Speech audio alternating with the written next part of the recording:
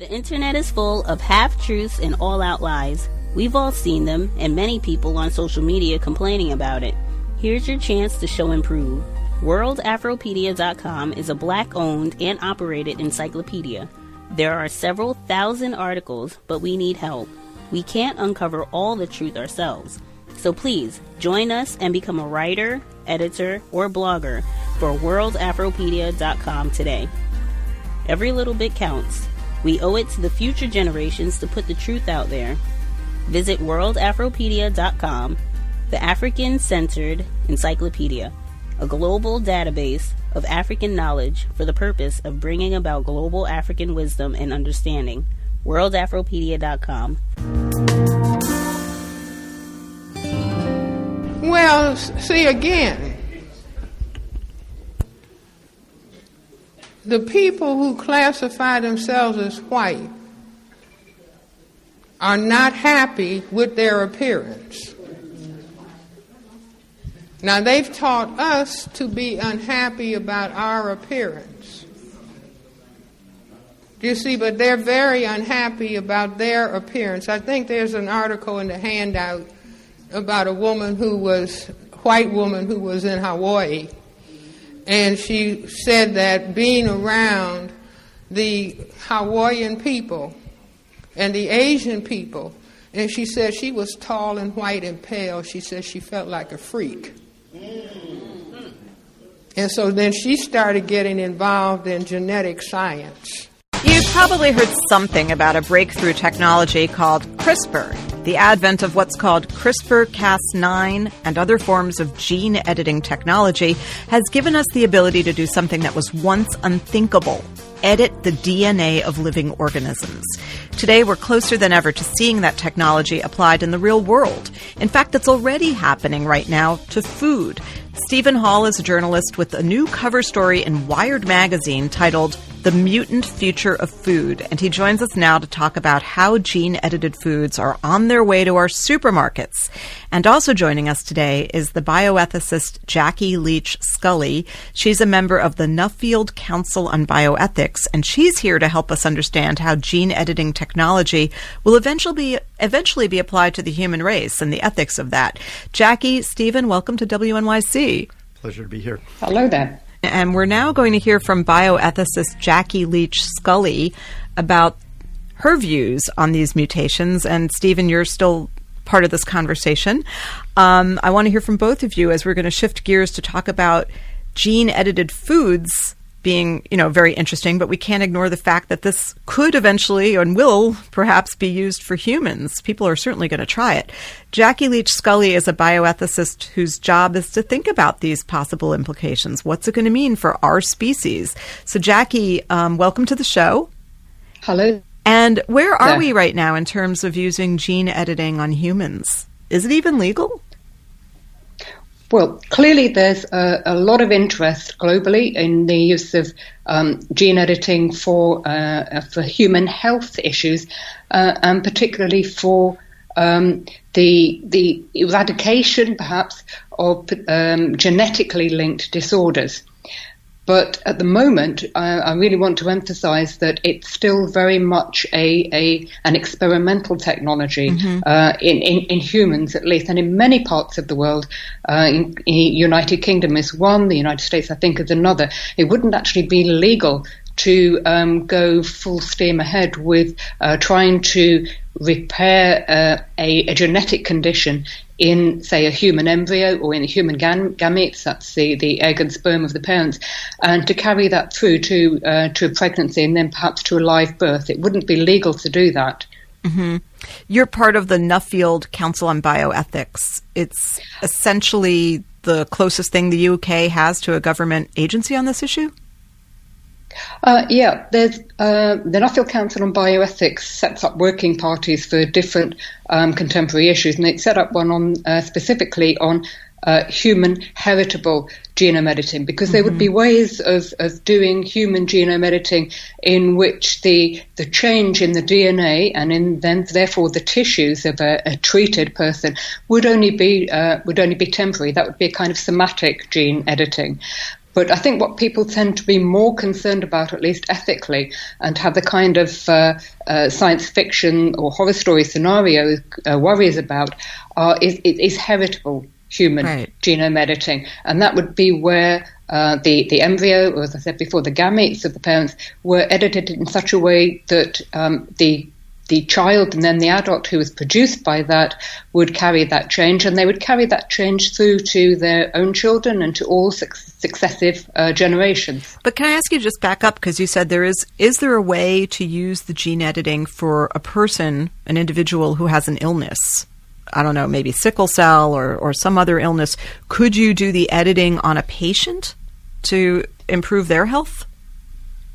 There would be a number of technical barriers that would have to be overcome in an adult, and those would involve delivering the, let's say, edited cells or edited DNA to the right sorts of tissues. And as I've said, none of this has been done in the clinic yet. It's all experimental. Right. But in principle, yes, that could be used. I think most bioethicists around the world feel that that's not...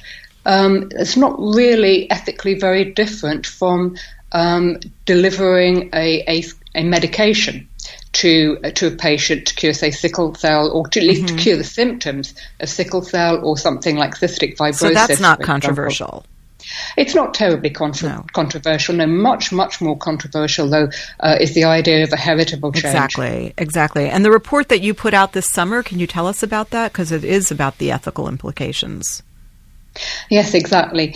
We were asked as a working party to look at the broad ethical issues, and principally to decide whether or not we felt there was actually an absolute ethical bar to going ahead with this. And going ahead would mean entering into the first kind of technical steps, the experimentation to make progress to see whether, in fact, it would be safe to use and effective to use in human beings. We weren't asked to decide on regulation, on law. We weren't asked to decide whether in every single case it would be permissible, but just to decide whether there is an absolute ethical bar. Because if we felt that was the case, and other people agreed with us, of course, then effectively that would be a very short discussion. What we'd found, what the agreement that we came to was that we didn't feel that there was an absolute ethical bar there. And that was, I think, quite controversial, because for a long time worldwide there's been a sort of consensus that changes in the heritable part of the DNA, what so-called germline genetic changes, are either absolutely forbidden or should be approached with extreme caution. And to the best of our knowledge, not much experimental progress has gone on there.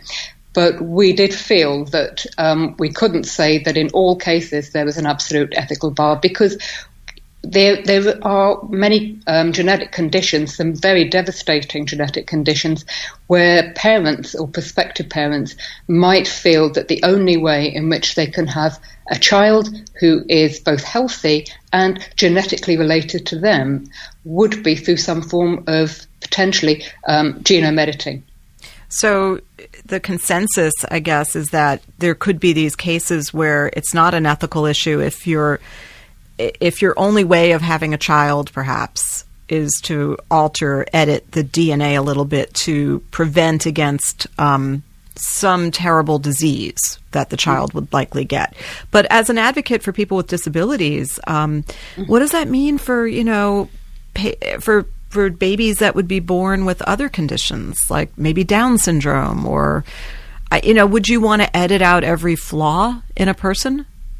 Well, exactly. Having said that, we felt that there might well be cases in which it was not ethically forbidden. That's very far from saying that in even those cases and in all other cases it would be ethically uncontentious. One of the major concerns for many disabled people and also other bioethicists is exactly that. What are the consequences if we perhaps start off by using human heritable genome editing to prevent the transmission to future generations of what we consider to be very devastating genetic disorders? Now, many people will differ on what they consider to be a devastating disorder.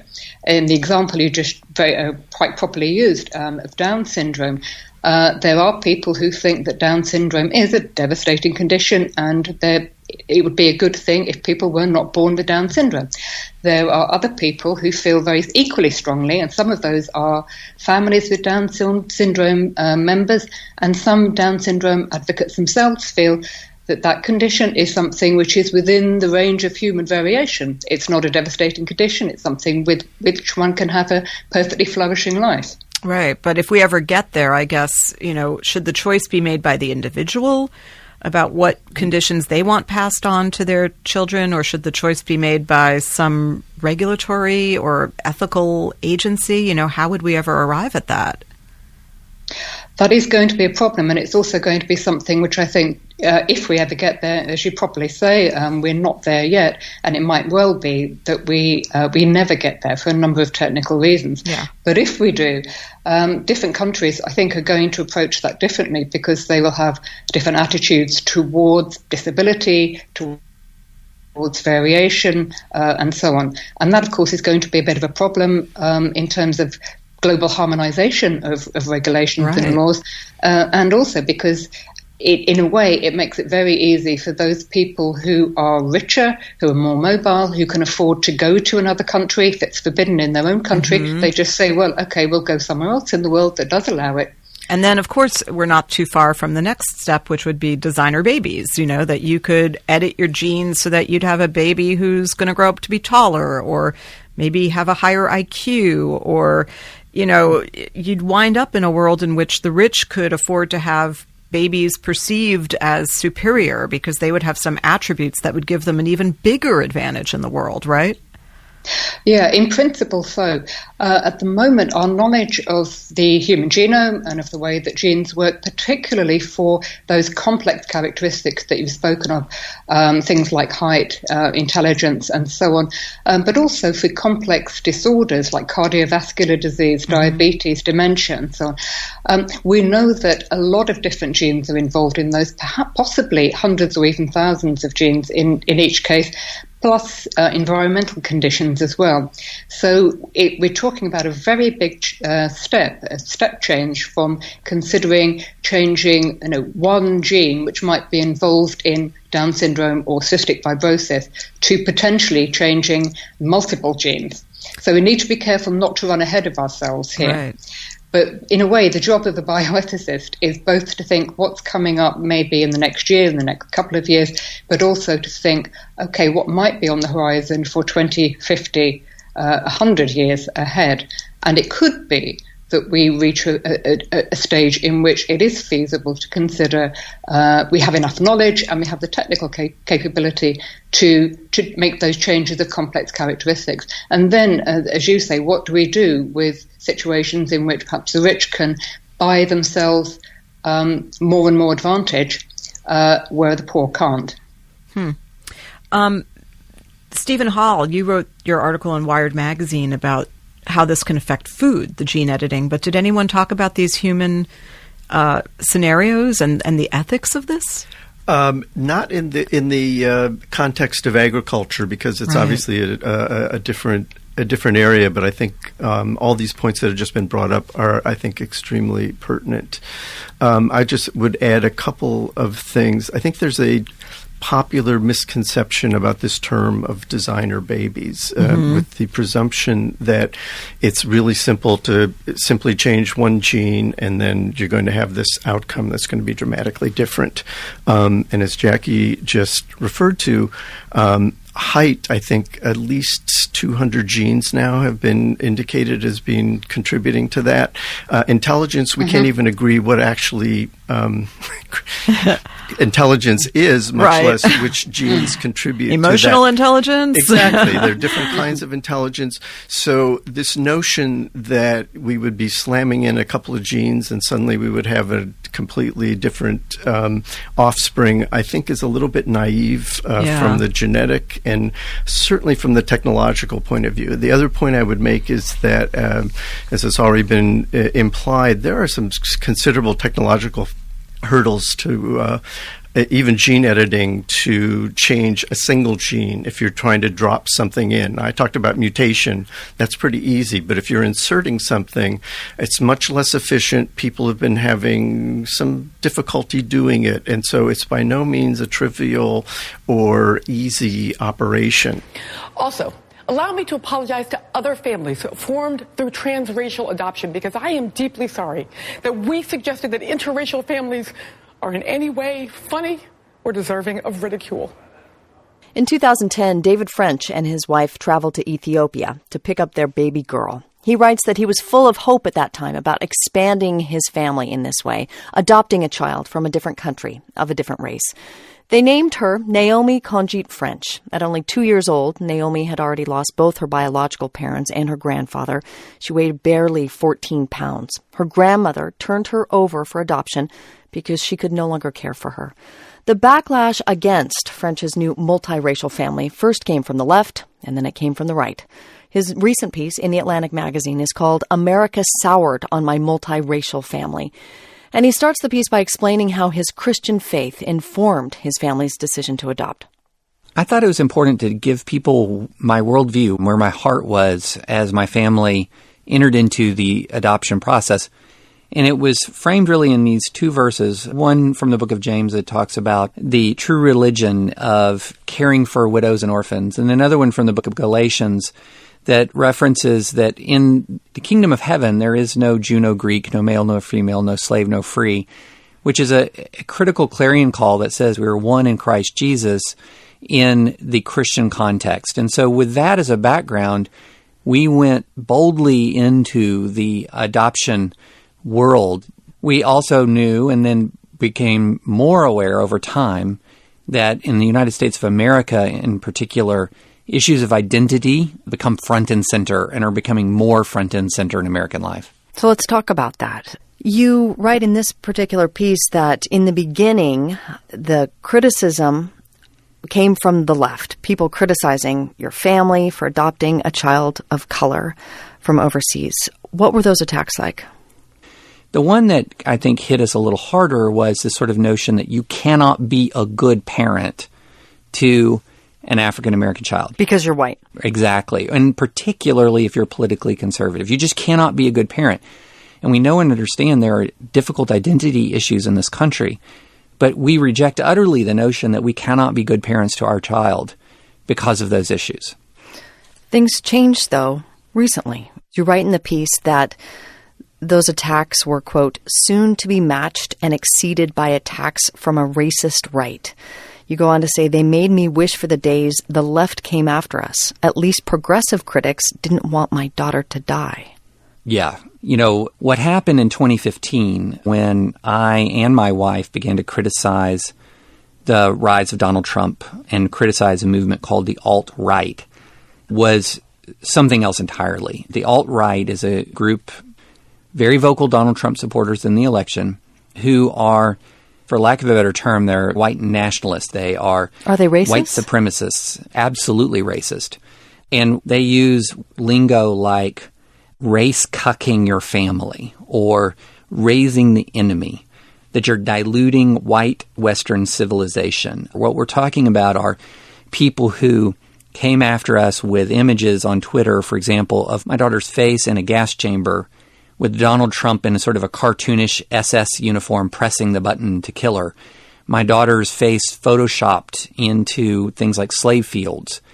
It was absolutely horrific. Do you think this segment of society would be as vocal, as emboldened in their racist attacks on your family if President Trump wasn't in the White House?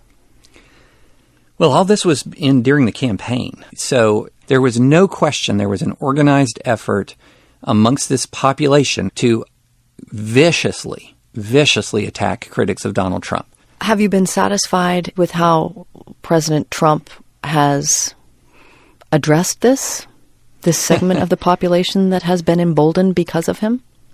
Well, you know, look, I mean, I think one of the worst moments of the presidency was when, in the aftermath of the Charlottesville terror attack, when he talked about very fine people on both sides. I think he finds it incredibly difficult to condemn anyone who likes him.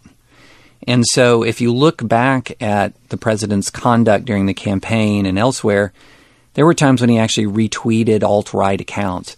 So the idea that I would be satisfied by his response to any of this, I mean, I don't know that his response to any of this is all that relevant to our family. I do think it's very relevant to the broader culture, and how I can't possibly be satisfied by his response. Near the close of your piece, you write that the idealism that you and your family held back in 2010, the year that you adopted your daughter Naomi, that idealism is now gone. That back then you thought that being a multiracial family reflected America, reflected the future. You no longer think that is true? Let me put it this way. There was an enormous amount of optimism and love that still surrounds that very tight-knit community that we're a part of. So when we're going into the process, as I wrote about it, there was this question that was asked, this rhetorical question, aren't you so excited? You know, the same question that is asked to families who are about to have biological children. Now, instead of aren't you so excited, you will get a different question that's not rhetorical. And that question is, are you ready? That's not to say don't adopt. Adoption has been a great, great blessing in our lives. It is to adopt with your eyes open and your heart resolved. Have you talked with Naomi about any of this? Is she aware of the criticisms from the left and the right, from all directions that have been put in your family's direction? You know, Naomi has been increasingly curious, and we had a very, very emotional conversation not long ago, really, where we walked her through the story of her life, the story of Naomi. But we have sheltered her completely from all of these external attacks, completely. Is she online? She is not online. She's not online, so you're sure she's not seeing any of this bubble up on the internet? Yeah, we're sure she's not seeing any of this, but that day is coming really, really soon, so we're going to have to deal with that. David French is a writer with National Review. His piece about racism and adoption appears in the latest edition of The Atlantic. All around the world. World nigga law. But first, across the continent of Africa, a brain drain sends many of its highest skilled professionals abroad. But as Fred de Sam Lazaro reports from Uganda, one organization is trying to build a pipeline to keep medical professionals working in their native country. It's part of Fred's series, Agents for Change. We're going to talk about what to do if you deliver a baby that's blue. This class of 30 soon-to-be nurse midwives are training in Lira, in northern Uganda, a new university set up to address this country's severe shortage of trained medical professionals. Usually, when you are resuscitating a baby, your adrenaline's going anyway. Key members of the faculty are American volunteers with a program called Seed Global Health. So it's all about the neck being in the right position. Over the past 5 years, it has sent 184 medical professionals to 5 African countries, training nearly 14,000 students. Each finger's like a C. Emergency room physician Vanessa Carey founded the nonprofit. If you look at sub-Saharan Africa, it has 24% of the world's global burden of disease and only 3% of the world's healthcare workforce with which to address that disease. That's a huge disparity. Carey, who is the daughter of former Secretary of State John Kerry, first became interested in global health as a teenager when her father, then a senator, took her to Vietnam. That trip was game-changing for me. I mean, just the absence of resources, no electricity, no running water, no shoes on kids. In 2012, some 2 decades later, with degrees in medicine and public health, she founded SEED in partnership with the Peace Corps, sending U.S. doctors, nurses, and midwives for 1-year stints in rural Africa. Go ahead and hold the baby. Midwife Linda Jacobson from Olympia, Washington, served a year in Tanzania and is now in Uganda conducting specialized seminars. There's incredible satisfaction about making what would be a small difference in the United States can make a huge difference in the lives of women and babies in these settings. The curriculum, the first to offer bachelor's degrees, is meant to radically upgrade the way nursing is perceived and practiced in Uganda, to revive a profession that currently gets little respect and resources with predictable results, says Okaka Dokotam, Deputy Vice Chancellor of Lira University. You have mothers who die in childbirth because of neglect, or nurses who are late. There is lack of kindness, and I see that a lack of professionalism. It's an ethical issue. And over and over, we talk to our students and say, we want you to do something different. This is your first? Third-year student Patience Nafula says the clinical experience has already given her fulfilling experience, recalling one new mother's deep gratitude after a difficult delivery. I talked her through it. When I came back the following day, she knelt down for me. She knelt down before you. That really touched me, and I knew from that moment I can make a difference. The emerging crop of nurses and midwives have been trained under conditions that would be considered normal in the West or in private clinics here. Things like access to clean water, stable electricity, adequate supplies. The problem is these basics are far from guaranteed in much of the workplace they're going into, especially in rural areas. Lira University's Dokotum does worry that Uganda's public health system is not yet fully equipped to absorb the new, highly skilled graduates. It's like having a Ferrari and then just going at 20 kilometers per hour, you know. So it's going to take changing policy. We will have to try to influence policy to make sure that room is created for this new cadre of nurses and midwives. Jeffrey Odong would certainly like to see that policy change. The recent graduate from the SEED program is interning at a public hospital and says he often feels resented for his higher-level skills. He's allowed mostly to just observe, he complains. What we were trained on, we are not being allowed to practice. So you could be doing much more than you are doing? Absolutely. For its part, the SEED Global Health Program faces a threat of its own. The Peace Corps recently announced it would exit starting this fall, citing a change in its approach to such partnerships. The Corps declined our request for an interview. I'm really, really proud of what we've done, and I am frustrated. Dr. Carey blames the Peace Corps decision on politics and says the resulting cutbacks will force a significant scaling back from 5 countries to 2, including Uganda, and far fewer American medical volunteers. There's been, I think, a real concern around global health funding, a worry that global health funding is going to be at risk. As she and colleagues regroup and seek other funding, Uganda's healthcare system must contend with a different kind of threat: poaching. Well-trained nurses are in high demand in the West, Middle East, Gulf states, and elsewhere in Africa, where salaries and working conditions are far better than in Uganda. As university officials and advocates work to improve conditions here, students such as Patience Nafula face a fraught personal dilemma. I prefer being here. If we have everyone go out, who will then stay to help our country? The temptation is there. There is better pay, the resources are there. Why not go? Why stay? So that's the challenge. The challenge for Uganda will be to improve its healthcare system and coax students like these to stay and work here, particularly in rural areas. It's estimated that 1 of every 4 midwife positions in the public health system is unfilled.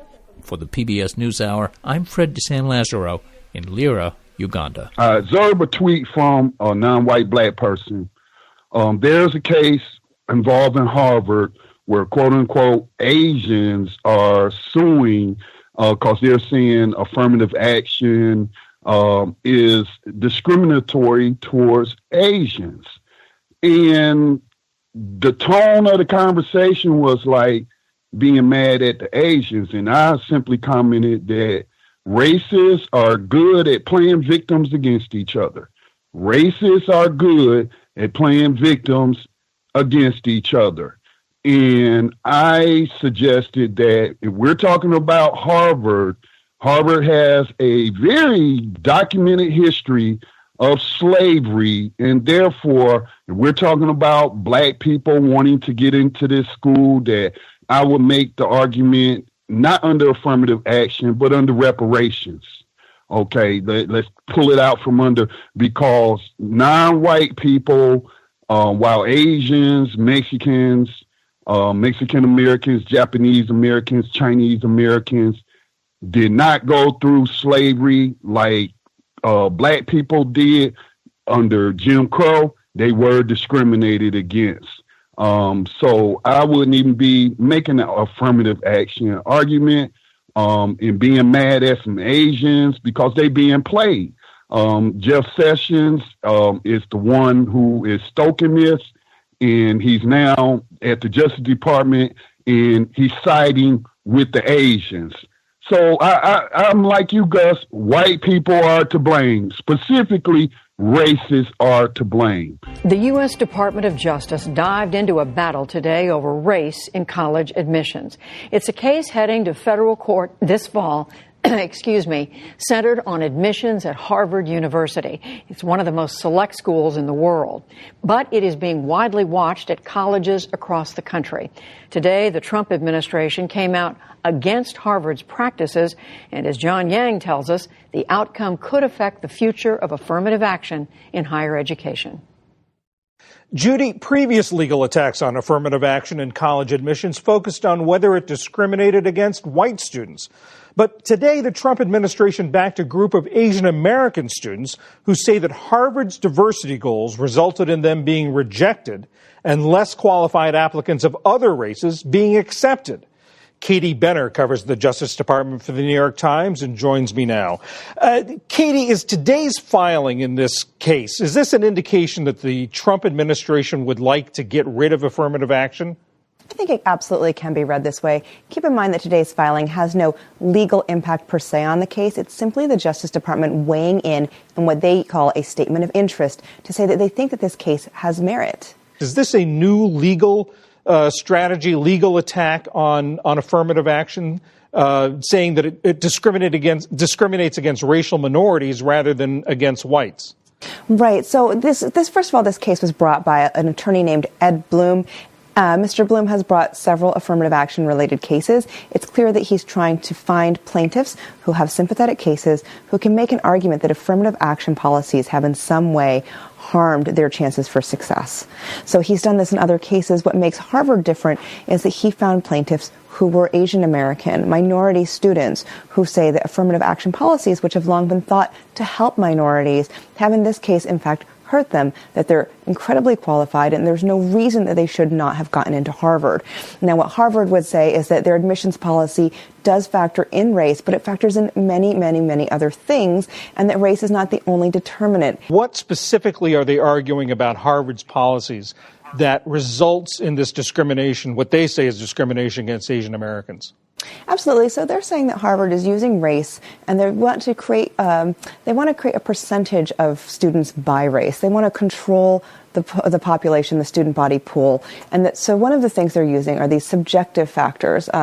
It's called the personal test or a personal score, and what the students contend is that Asian Americans are consistently rated lower on that score as a way to artificially suppress their admission to Harvard. The plaintiffs in the case point to the fact that Harvard admissions, if you look at the statistics around race, Asian Americans have consistently made up about 20% of the class for years and years, and they say, how can this be? We should be let in on the basis of merit, and if that were to happen, you would see those numbers change. Now, some of the things in the case are actually quite damning for Harvard. There is evidence in the case that shows that admissions professionals at Harvard did say disparaging things about Asian Americans and their personal scores. So this is not a clean and clear-cut case of one side being right or wrong. Like all things related to affirmative action, it's incredibly gray. We will see what happens, and it's also very emotionally charged. If this case were to go to the Supreme Court, of course, there will be a new justice replacing Justice Kennedy. The nominee is Brett Kavanaugh. What do we know about Brett Kavanaugh's record on affirmative action? Now, Brett Kavanaugh is an interesting person. He's an interesting figure because he is known for having a lot of clerks who have been women or who have been people of color. So his own personal record on affirmative action, or at least on race-conscious hiring policies, seems quite strong. At the same time, he has made statements in an editorial saying that he felt that soon, someday, the Supreme Court would view people not through the lens of race, that the Supreme Court would see U.S. citizens as just one race. Now, advocates of affirmative action have seen that statement, and they say that it points to the fact that he may not support affirmative action once he hits the Supreme Court, which makes a case like this, which it's hard to imagine won't reach the Supreme Court, extraordinarily important when it comes to the future of affirmative action policies in the United States. I'm sure we'll hear more about that in his confirmation hearings next week. Katie Benner of the New York Times, thank you very much. Thank you. Little brother, I heard y'all ain't hitting in New York. Word. I heard y'all ain't hitting in L.A. Word. I heard y'all ain't hitting in North Carolina. The statue is down, but the saga continues. Confederate statue Silent Sam was toppled last week and remains at an undisclosed location while the University of North Carolina decides what to do with it. The university's Board of Governors met yesterday to determine Silent Sam's final resting place. WNC education reporter Lisa Phillip attended the meeting. She says there's nothing final about it. Lisa, welcome to the State of Things. Thanks for having me. So set the scene for us. This is a much anticipated meeting. Board of Governors is going to meet. The Board of Trustees meets the same day. What's going to happen to Silent Sam? What happened at that meeting? So there was a lot of hurrying up and waiting for reporters. The Board of Trustees opened up and had about 15 minutes in open session and then proceeded to meet for about 4 more hours behind closed doors. And obviously, to most of us, they were discussing Silent Sam. So there was just a lot of speculation about what was happening. And then in the meantime, the Board of Governors proceeded to go into closed doors about a mile away from where we were. And, they come out with this resolution determining that they will basically pass the buck to the Board of Trustees. All right, so tell us about that. What does that resolution say? Yeah, so it says that the Board of Trustees has to come up with a plan that ensures it's, I believe, lasting and lawful place for the statue by November 15th.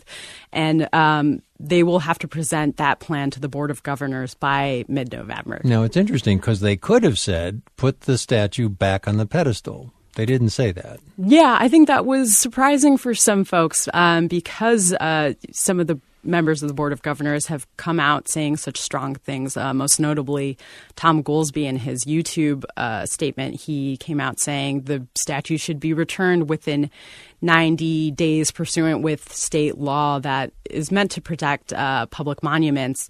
So it was somewhat surprising, especially given the nature of this current Board of Governors. It's kind of been criticized in the past few months for micromanaging campuses, individual campuses where Board of Trustees have traditionally had more power. Right. And the Board of Governors, there was only one dissenting vote for this proposal. So that's interesting, too. In terms of the question of whether it should go back on the pedestal, you can read tea leaves about this, but the fact that the Board of Governors couldn't say do that and left it to now the Board of Trustees and Carol Fold suggests that it might not go back there, but it's going to be somewhere. So what does Carol Fold say about all this? Yeah. So she basically, there wasn't much specificity to what she said, but she did say locations could include locations on campus. And I think we have a clip of her talking at yesterday's press conference. Here's what she said. We will look at all options, including one that features a location on campus to display the monument in a place of prominence, honor, visibility, availability, and access where we can ensure public safety, ensure the monument's preservation, and place in the history of UNC and the nation. All right, UNC Chapel Hill Chancellor Carol Fold speaking at yesterday's press conference following the Board of Trustees meeting. So it's going to go somewhere. She got to November 15th to decide where and how it will be displayed. Did any talk about the process? Are they going to bring people in, a public discussion about where it should go, all behind closed doors? Do we know how it's going to, that decision? Not so much. I think we were hoping for some more details yesterday, but there really wasn't an indication of what the process will look like, whether that will include some sort of public comment session or bringing in stakeholders. I think a lot remains to be seen about how that process will look like in the next couple of months. Yeah, fascinating. If the stakeholders aren't, if it all happens behind closed doors, then there's suddenly an announcement. You can imagine one faction or the other is not going to be happy. Right. Quite an explosion November 15th, unless you bring in stakeholders, but we don't know. We don't know if that's what it's going to look like. WUNC education reporter Lisa Phillip. Thank you, Lisa. Thanks for having me, Frank. The state of California took a landmark step toward criminal justice reform today as Governor Jerry Brown signed a bill that would eliminate cash bail for those awaiting trial. Marisa Lagos of public television station KQED has been covering this story, and she joins me now. Marisa Lagos, welcome. So just quickly, who was behind this effort, and what exactly would this new law do? Well, this is a change that was backed by the governor, the chief justice of the court system here, and a majority of the legislature, as well as some criminal justice groups. It would basically eliminate cash bail as of October 2019 and replace it with a system that gives judges a lot more discretion. They would be guided by risk assessment tools that would decide whether someone's a low, medium, or high risk for release. But ultimately, unless somebody was a misdemeanor defendant, in which case they would be automatically released, or very high risk or facing a violent felony, the judges would really make that call. And so it has been a controversial. Some people think it's giving judges too much power. So again, this would apply in all criminal criminal allegations? That's right. I mean, this is a huge sea change. We've seen some other changes in other states that doesn't go this far. But basically, as of next fall, if you're arrested for a crime in California, cash bail will not be on the table. It will entirely be up to that court. And there could be, of course, conditions, say an ankle monitor, probation oversight. But the idea is that, most low risk and medium risk defendants would get out and would be allowed to continue with their jobs and their families while they await trial. So tell us more, Marisa, about the opposition to it and what that's based on. Yeah, so the bail industry has opposed this from the beginning, of course, for financial reasons. But in the last few weeks, as this final compromise bill was revealed, the ACLU and some other groups who have really pushed for this reform said they're going to oppose it. They think that this is going to actually result in more people being detained pre-trial, and they have concerns about biases that exist within the court system. For example, a judge may look at an African-American defendant differently than a white defendant based on their own biases, maybe some that they're unaware of, or that these risk assessment tools, which use algorithms to look at somebody's criminal history, their job history, what they're facing this time, that those could have problems. And so we did see the ACLU come off of this bill. Interestingly, law enforcement, which had opposed earlier versions, is neutral. And so sort of a flip of who the opponents are, although I think it's important to say that there are still some criminal justice groups that push this that remain in support. So just quickly, Marisa, going forward, California often leads the country in legal measures and steps that it's taking. But is this expected to be challenged in the courts? It is. I talked to the American Bail Coalition today. They believe that this requires a change to the state constitution and that it can't be done legislatively the way it was. But as you said, this is very sweeping. It goes further than any other state has gone. And so I think we would expect any change like that to end up being challenged. Marisa Lagos of KQED, public television. Thank you very much. Thanks, Judy. I've seen what's around the corner. I've seen what's over the horizon, and I promise you niggas have nothing to celebrate. And no, I won't get there with you. I'm going to Canada. No, I'm not gonna eat here. You want to eat? Burritos. Burritos or not eating today. No? No, I'm good. Protest. I'm hunger striking right now.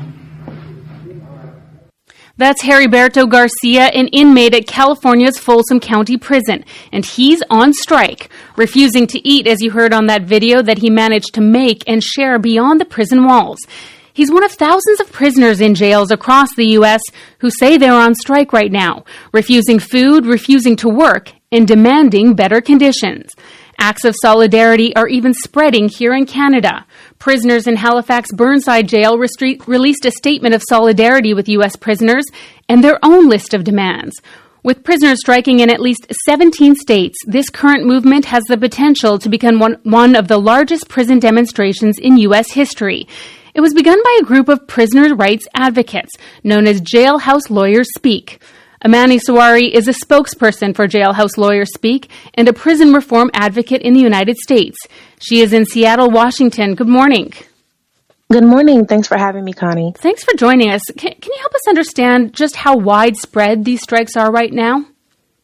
Yeah, the strikes are spreading pretty rapidly as prisoners begin to find out through snail mail, through word of mouth, online, as well as on television and on the radio. I've had prisoners contact me saying, I heard you on the radio, and that's how they find out about the strike. So mainstream media is definitely helping serve the prisoners and get this out there more so that more prisoners can participate, and it is spreading pretty rapidly due to that.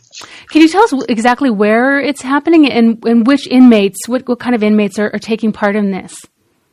Yeah, so inmates throughout the country are participating in the strike. There are hundreds participating in South Carolina, as well as there are hundreds participating in Tacoma, Washington's detention center. We've only been able to get reports from those prisoners that have direct access to speaking about it, whether that be online or by phone or through a letter. So those confirmed reports that we have, while there are just the ones like Umberto who are able to report on their own due to their own access to online. Those are the reports that we've gotten in these first few days of the strike. But as we move on through the weeks to come, we'll get definitely more reports. Prison officials are definitely going on lockdown and putting all the force on that they can, and threatening retaliation on prisoners. So it is really difficult to tell where exactly the strikes are happening at this time. Why are the prisoners striking right now? So there are 10 demands that Jailhouse Lawyers Speak came out with. Demands for improved conditions and an end to prison slavery are just the first two, but there are 8 more. They want to see a recession to the Prison Litigation Reform Act that bars prisoners from being able to have access to the courts. Because of this, prisoners aren't able to have their civil rights protected or their human rights protected because internal investigations on their grievances are usually done by the ones who did abuse them or people who are directly connected to the people who abuse them. So if they have a complaint in a prison, then that is handled directly by the prison, and there's not necessarily an outside advocate. Right, exactly. And there's no monitoring force of the prisons at all in the United States. It's just monitored by their internal systems, their internal investigations. They also want to see a recession of truth and sentencing acts, which demand that prisoners have a minimum sentence. We've seen minimum sentences sweep across the country. And in states like Michigan, there are indeterminate sentences that could range 20-year time spans. So prisoners really don't know when they'll get out. And these types of acts do really devoid prisons of hope or opportunity. They also want to see an end to the racial overcharging and over-sentencing and parole denials of Black and brown humans. They want to see an immediate end to racist gang enhancements, which is just when prisoners are incarcerated and they are confirmed to be associated in a gang, whether that be because of their last name or someone that they were in a picture with, or the high school that they went to was in a gang area, or it could be completely arbitrary, the tattoo markings on their body, then they're automatically added with this extra time and then given this label that further dehumanizes them while they're incarcerated. They also want to... Yes? Well, you mentioned that they were trying to raise awareness about modern-day slavery inside U.S. jails. Yeah. What is that situation? So modern-day slavery is the act of forcing someone to work for little to nothing. We see that prisoners are earning less than $2 a day for really hard back-breaking labor. Things like firefighting, they're only earning $2 a day. And these skills and qualifications, officials will say, oh, well, they're learning skills that they can use on the outside.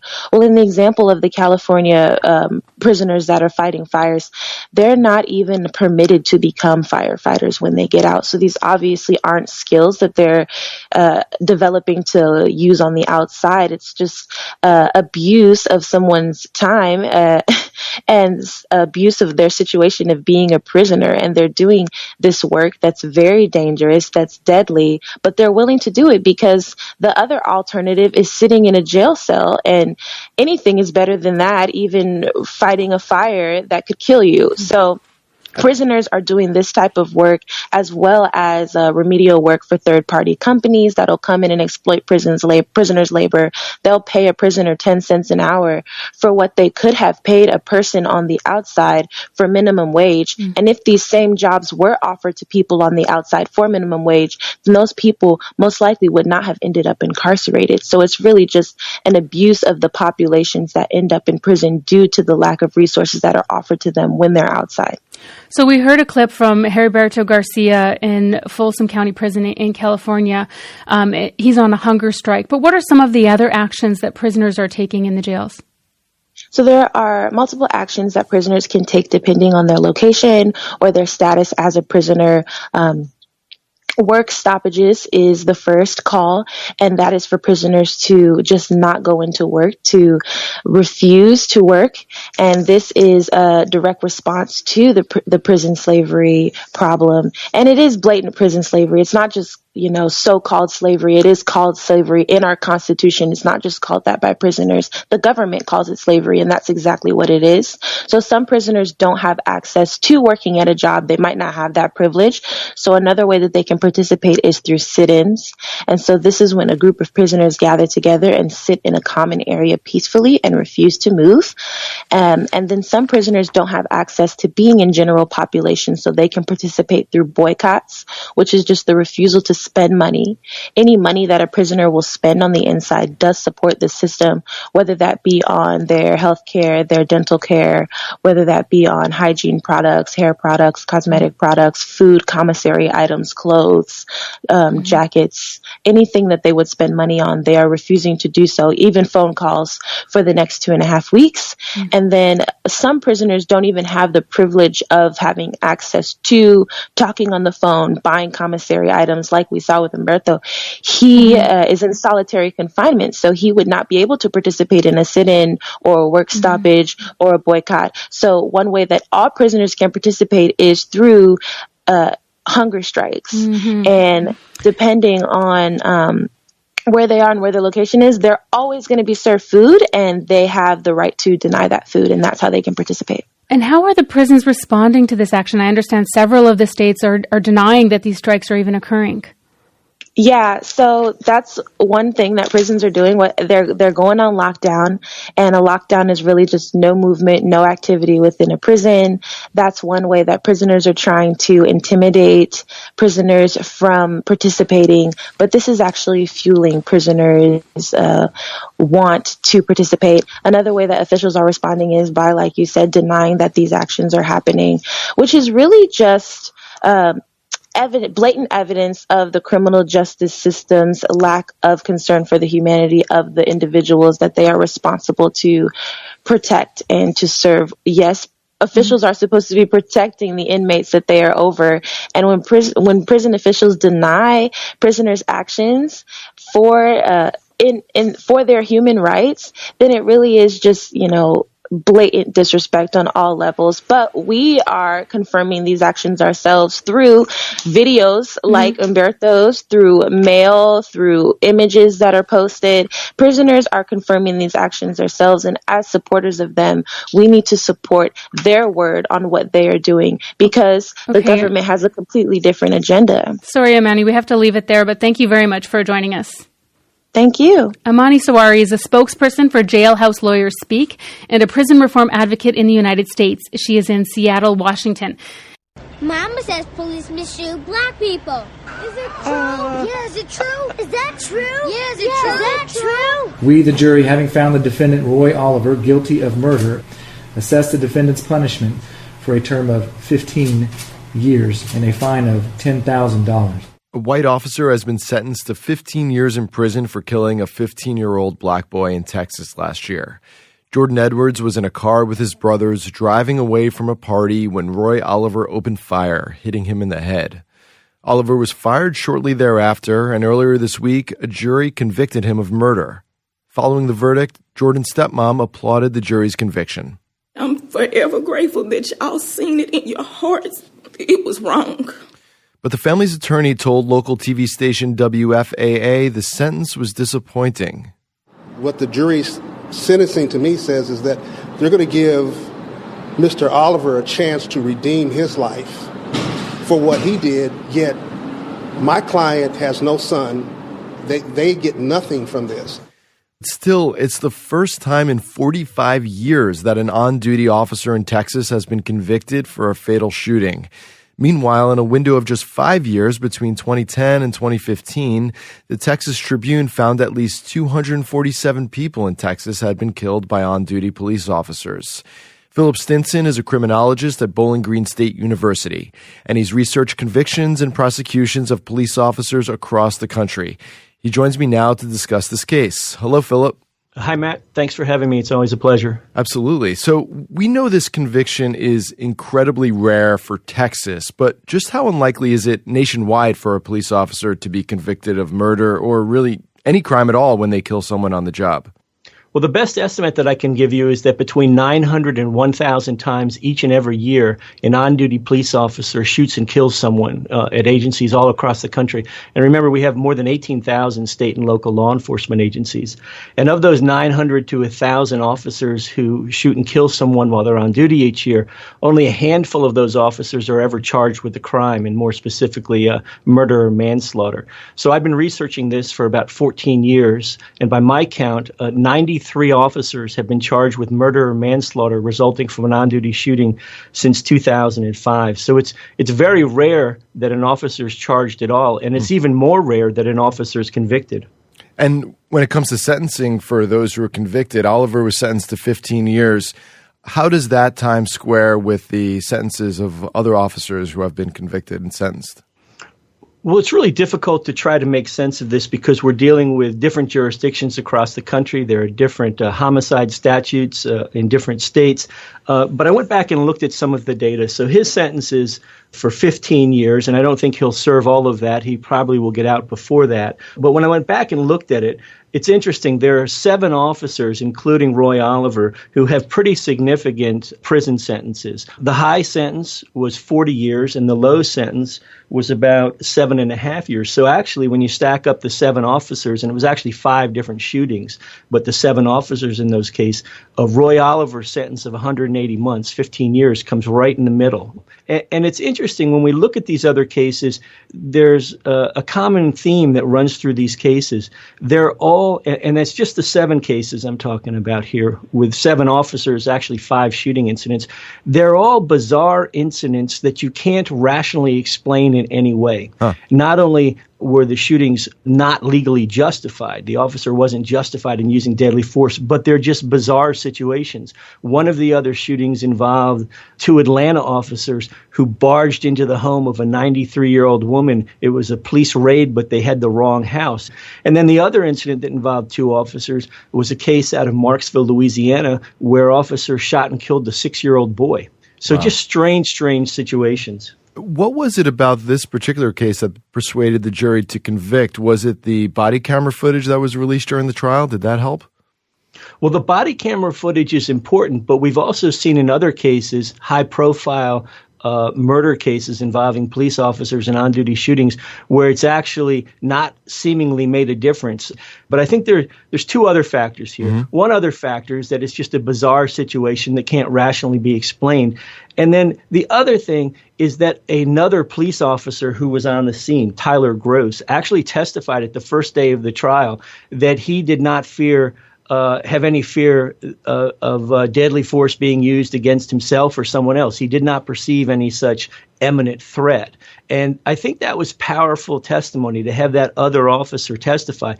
And oddly, Roy Oliver then gets on the stand and testifies in his own defense, saying that the reason he shot was that he thought Officer Gross' life was in danger, that he was shooting to protect Officer Gross, which didn't make any sense because the car was between Oliver, and Gross. So I think those were important elements here, probably as important or more important than the body camera footage. So is this conviction and sentencing just an outlier given these circumstances that you just laid out, or should we look at this conviction as a possible bellwether of changing perceptions of police culpability and use of force by police?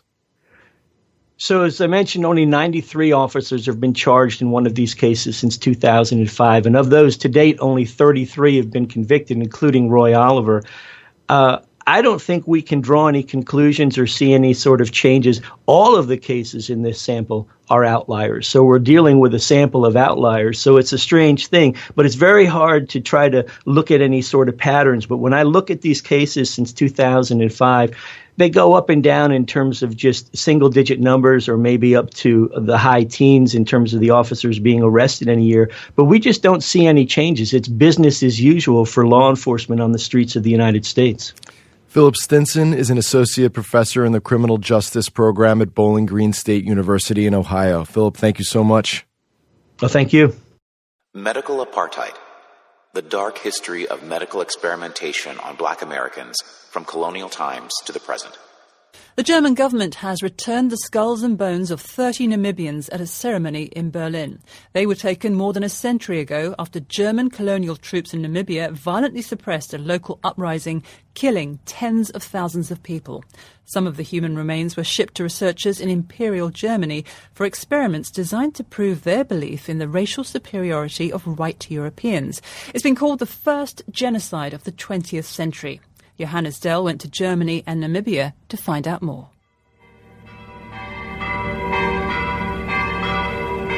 Not far from Christ's Church in Namibia's capital, Windhoek, is the room where the human remains will find yet another temporary resting place, alongside the skulls and bones that were previously returned in 2011 and 2014. The security is very tight. There's at least 4 doors we're going through. Yes, and we have got, of course, the alarm system. Okay, we're now walking into that room, and it's immediately cooler and darker. Tiled floor, whitewashed walls, the basin at the end. It's a little bit like a hospital room. Along 2 sides of the walls are metal shelves, and each containing rows of the quite sturdy white cardboard boxes containing the remains. Mostly skulls of the victims of the genocide, simply marked by a number and the ethnic group they belong to. The Herero and Nama rose up against German occupation in 1904, trying to reverse the loss of land and cattle to the settlers. Tens of thousands were killed in a brutal crackdown, driven into the desert to die of thirst, or worked to death in concentration camps. The descendants have not forgotten. Every year they march through the coastal city of Swakopmund to call for an apology from Germany, for reparations, and for the return of the victims who were dehumanized even beyond death. Esther Munyangwe is a Herero activist. We are going to what was the concentration camp. It's where our people died because of these harsh weather conditions that they were never used to. And it's also the same place where bodies were exhumed, heads were cut off and shipped to Berlin and other parts of the world. No one knows for sure how many body parts were taken from the killing fields or from unmarked graves at the prison camps. But letters in Namibia's National Archive show that German researchers were actively asking for brains and skulls, giving detailed instructions of how to preserve them for their long journey by sea. The Namibian government is hoping that this latest repatriation will be a step forward in ongoing negotiations with Germany over the genocide. Its chief negotiator is Zedekian Gavirua. We remain mystified that human society of what people could dismember bodies, take them for experiments. But we want to reach this point where we will acknowledge that these evil deeds happened and we are prepared to make good. But it's clear the Berlin ceremony is unlikely to heal the wounds. Some Herero and Nama leaders say they've been excluded from the Namibian delegation, and activists, both German and Namibian, plan a silent protest vigil demanding what they say is long overdue: a full and official German apology and reparations for the victim communities. That report by Johannes Dell. And you mentioned something very important. They are more comfortable than ever. But see, it's like making gorillas comfortable in a cage, or monkeys, or pandas. You still got them in a cage, but they're comfortable. See, so give him some bling bling. It's like giving an animal a brand new car and training the animal to ride up and down the street in it. And then you stand back and point at the animal. Like one white man said in the late 1950s. He said he doesn't care what kind of car a Negro has. He said he's still a nigger. And when he rides by in a shiny car, to him, it's just a monkey in a car. White people built a car, put a monkey in it, trained the monkey to drive the car, so now you're looking at a monkey in a car. See, but black people don't see themselves that way. But this is how the white supremacists see us, and they are the ones who run our business. And we have to know that when they look at us, that's what they see. That's what they see.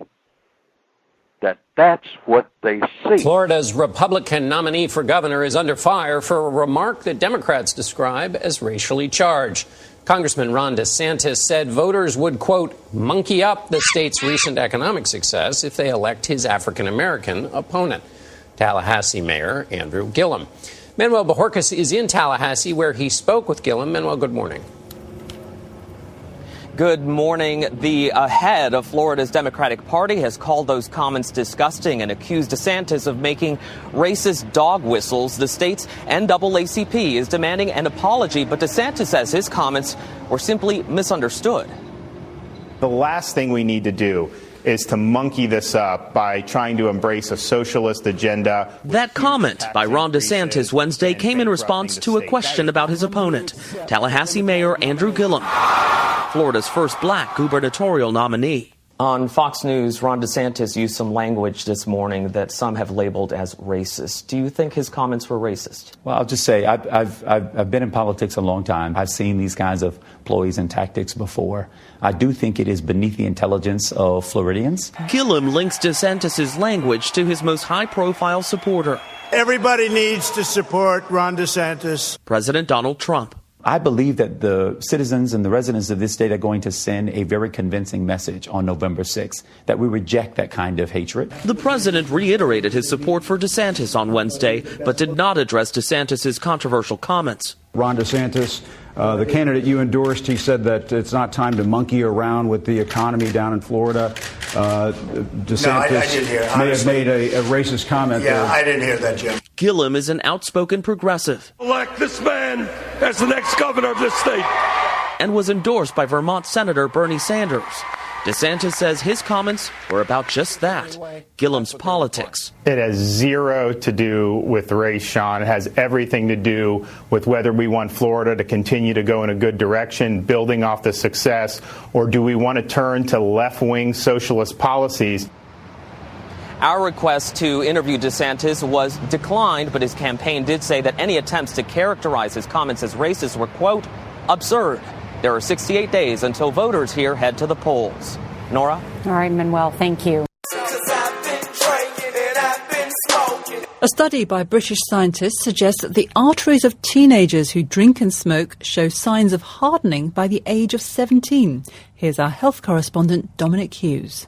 It seems the negative impact of smoking and drinking on our health starts early. Researchers measured the rate at which the heart's pulse passed through the body among teenagers who both smoke and drank. There was a marked stiffening of the arteries, a sign that blood vessels were already being damaged, a process which can lead to heart problems or stroke in later life.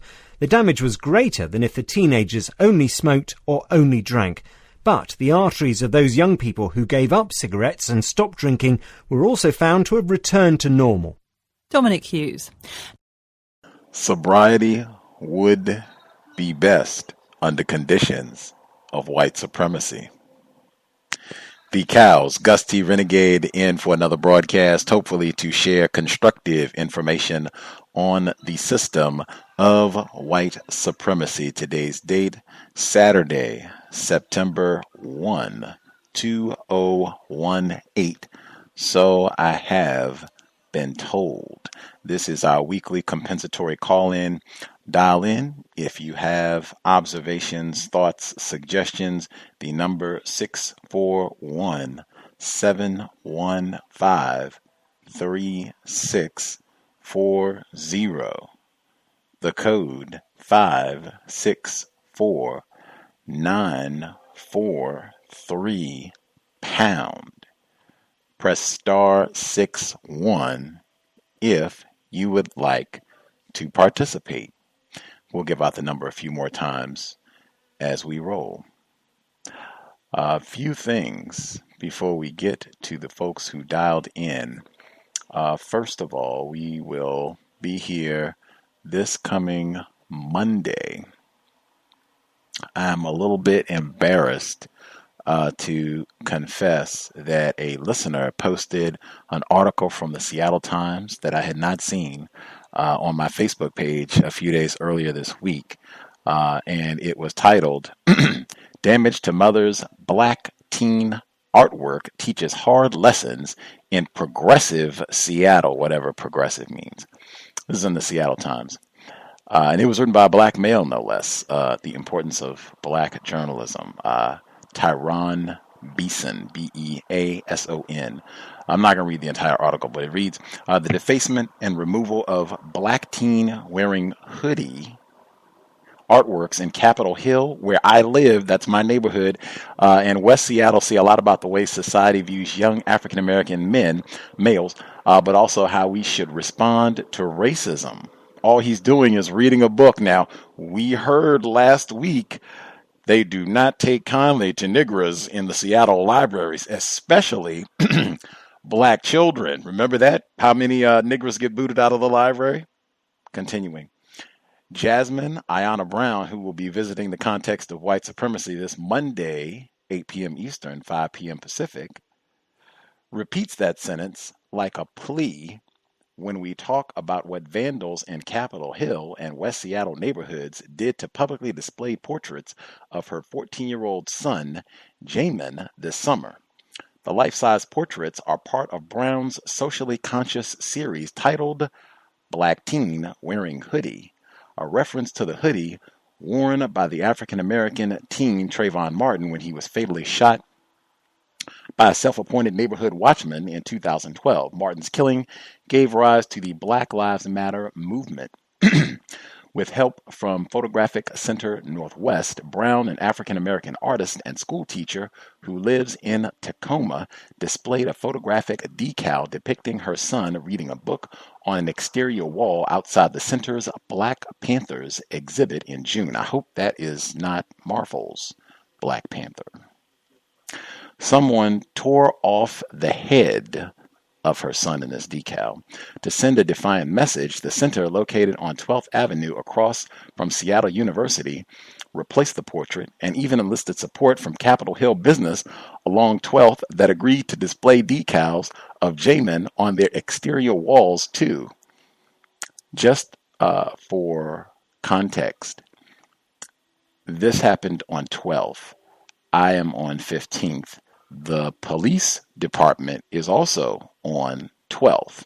My yoga studio is on Broadway, which is so it's Broadway 10th, 11th. So Broadway would be technically 9th. So all of this is like right in my little area here, my community, if you will. Continuing. To send a defiant message, the center, located on 12th Avenue across from Seattle University, replaced the portrait and even enlisted support from Capitol Hill business along 12th that agreed to display decals of Jamin on their exterior walls too. The replacement and some of the artworks fixed at other locations were ripped down as well, in one case multiple times. 2 of 4 decals Brown had installed in public places in West Seattle also were mutilated. Vandals cut off the portrait's arm and part of Jamin's afro on one. Everything but his sneakers were cut off on another, with graffiti making it look like he'd been devoured. Whew. Delectable Negro. Top 10, what can I say? My top 10 has been adjusted. Moving forward, Delectable Negro, Gus T Renegade's top 10. Vincent Ward, do the full title. It's Delectable Negro, Human Consumption and Homoeroticism in U.S. Slave Culture. We did it on the book club. Continuing. Brown discovered the damage while giving an art walk tour. There's 30 people with me and I'm standing in front of the pieces that had been destroyed, she said. Art can force us to face ugly truths we'd rather turn away from. What to make of its destruction?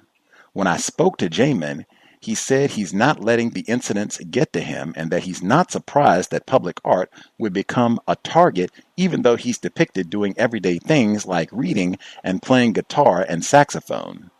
Jamin's just a kid, a soon-to-be high school freshman who's been in a youth band called the Sax Muffins and enjoys competitive wrestling. Then again, not just any kid. Brown, 45, has fought to give Jamin the tools he needs, academic and emotional, to be successful in a world that can be hostile to young African Americans like him. She moved from Indiana to Seattle in 2010, partly to escape the Midwest's more overt racism. She recalls KKK marches in full regalia in her home state of Indiana. I will stop there because Miss Brown will be here on Monday, so we can pick up from there and see what the difference is from KKK marches in Indiana to moving to Seattle, where they depict or mutilate the artwork of her black child by showing him being devoured down to his sneakers. Delectable Negro. But that is Monday, 8 p.m. Eastern, 5 p.m. Pacific. Miss Brown. I guess we'll have two Negroes in Capitol Hill, which is a rare thing to have Negroes who live in the Seattle area this coming Monday. Looking forward to it. Anywho, before we get to the callers, this broadcast, listener-supported, counter-racist radio. Invest if you think the program is constructive. Hit my blog, racism-notes.blogspot.com. racism-notes.blogspot.com. When you hit the blog, PayPal button is in the top right corner. If you are not into PayPal, drop me an email and I will get you a physical mailing address. Tremendous thanks to all of the folks who have supported, invested in the cows. Nearly a decade of broadcasting. We would not be broadcasting if it were not for listener support. Much obliged. I hope it has been and continues to be worthy of your time and energy. Thanks as well to all the folks who have nabbed items from the Amazon wish list. It's on Amazon under Gus T Renegade. It's linked also on my blog right under the PayPal button. I'm about to post it online. Again, enormous gratitude to all the folks who have nabbed items over the years. Hope the program has been and continues to be worthy of your investment. And I hope the Cows is providing constructive, accurate information about what white supremacy racism is, how it works. Few other things. The report about the terrorism, genocide that white Germans committed in Namibia. Super important. I don't know if that was widespread. Again, I think that's why it's important to try to be mindful of what's happening, checking the news. I thought that was super important. Apologies are not needed at all. They are totally worthless. If they want to engage in repair, to invest in solving problems without making new problems, that would be great. But I mean, that is about the most ridiculous, pathetic. I mean, it is 2018, and we are sitting around hoping for an apology. Like, come on. That report, though, I remember reading about that. That was on as I was becoming a little bit less confused, and just, I would say, a few months before the Context of White Supremacy came into existence, I remember sitting in the University of Washington library where I was at this week. I was sitting in the University of Washington library reading Military History Quarterly about that specifically, white terrorism in Namibia. And they had lots of really graphic details about how the tens of thousands of black people were slaughtered or starved, all of the above, and the evidence of this. I mean, as gruesome as you can imagine in terms of what happened and how this was like the preparation for what took place in Nazi Germany, which you hear about all the time. Super important. As I said, I was at the University of Washington this week. For folks who participate in the book club, we are reading Pam the Great's Black Love is a Revolutionary Act currently. We'll be starting or picking up with the second segment this coming Friday, 8 p.m. Eastern, 5 p.m. Pacific. The book that we finished most recently, Zora Neale Hurston's Barracoon, The Story of the Last Black Cargo, which was interesting, not what I expected at all. I think a lot of listeners, even some of the folks who wanted to read that, probably had a similar assessment. We were talking about one thing. I think we were talking about allegations of plagiarism. Remember that. We were talking about allegations of plagiarism against Zora Neale Hurston very early in her career, nothing significant in my opinion. As I was researching information about that, I came across different information that Zora Neale Hurston, black journalist, again, she wrote about the Ruby McCollum case. Now, I think just last week we talked about Recy Taylor, a black female who was raped in Alabama by a gang of white terrorists. Ruby McCollum, black female in Florida, she shot and killed a white man, a doctor, who she says she had been in a tragic arrangement with for some time and even had produced an offspring with this white doctor, and she killed him. They made a documentary about this. They had a big trial. This was in the 1950s. This happened in 1952, if my memory is correct. 1952 that this happened in August. In August, no less. Anyway, so Zora Neale Hurston, she writes about this case for the Pittsburgh Courier. That's what I found while researching the plagiarism aspect. So I say, wow, I will go to the University of Washington Library where they have archives of what Zora Neale Hurston wrote about this case. I'll get PDFs of these files and I'll share. So I did that. The folder is on my Facebook page, and I think people shared it as well. She wrote quite a bit. There were at least a dozen different reports that she wrote between 1952 and 1953 about this case. Really, really interesting material. And again, so many people say that blacks are cowards and have never fought. There are so many cases of black people. Joan Little, we talked about her too. She took an ice pick and killed a white enforcement official who was attempting to rape her. So many of these cases. Back to Ruby Taylor, Zora Neale Hurston. So she wrote many articles for the Pittsburgh Courier about this case, and I put them in the folder. Many other black people wrote for the Pittsburgh Courier about this case. I included some of those. I included some of the op-eds in this folder as well.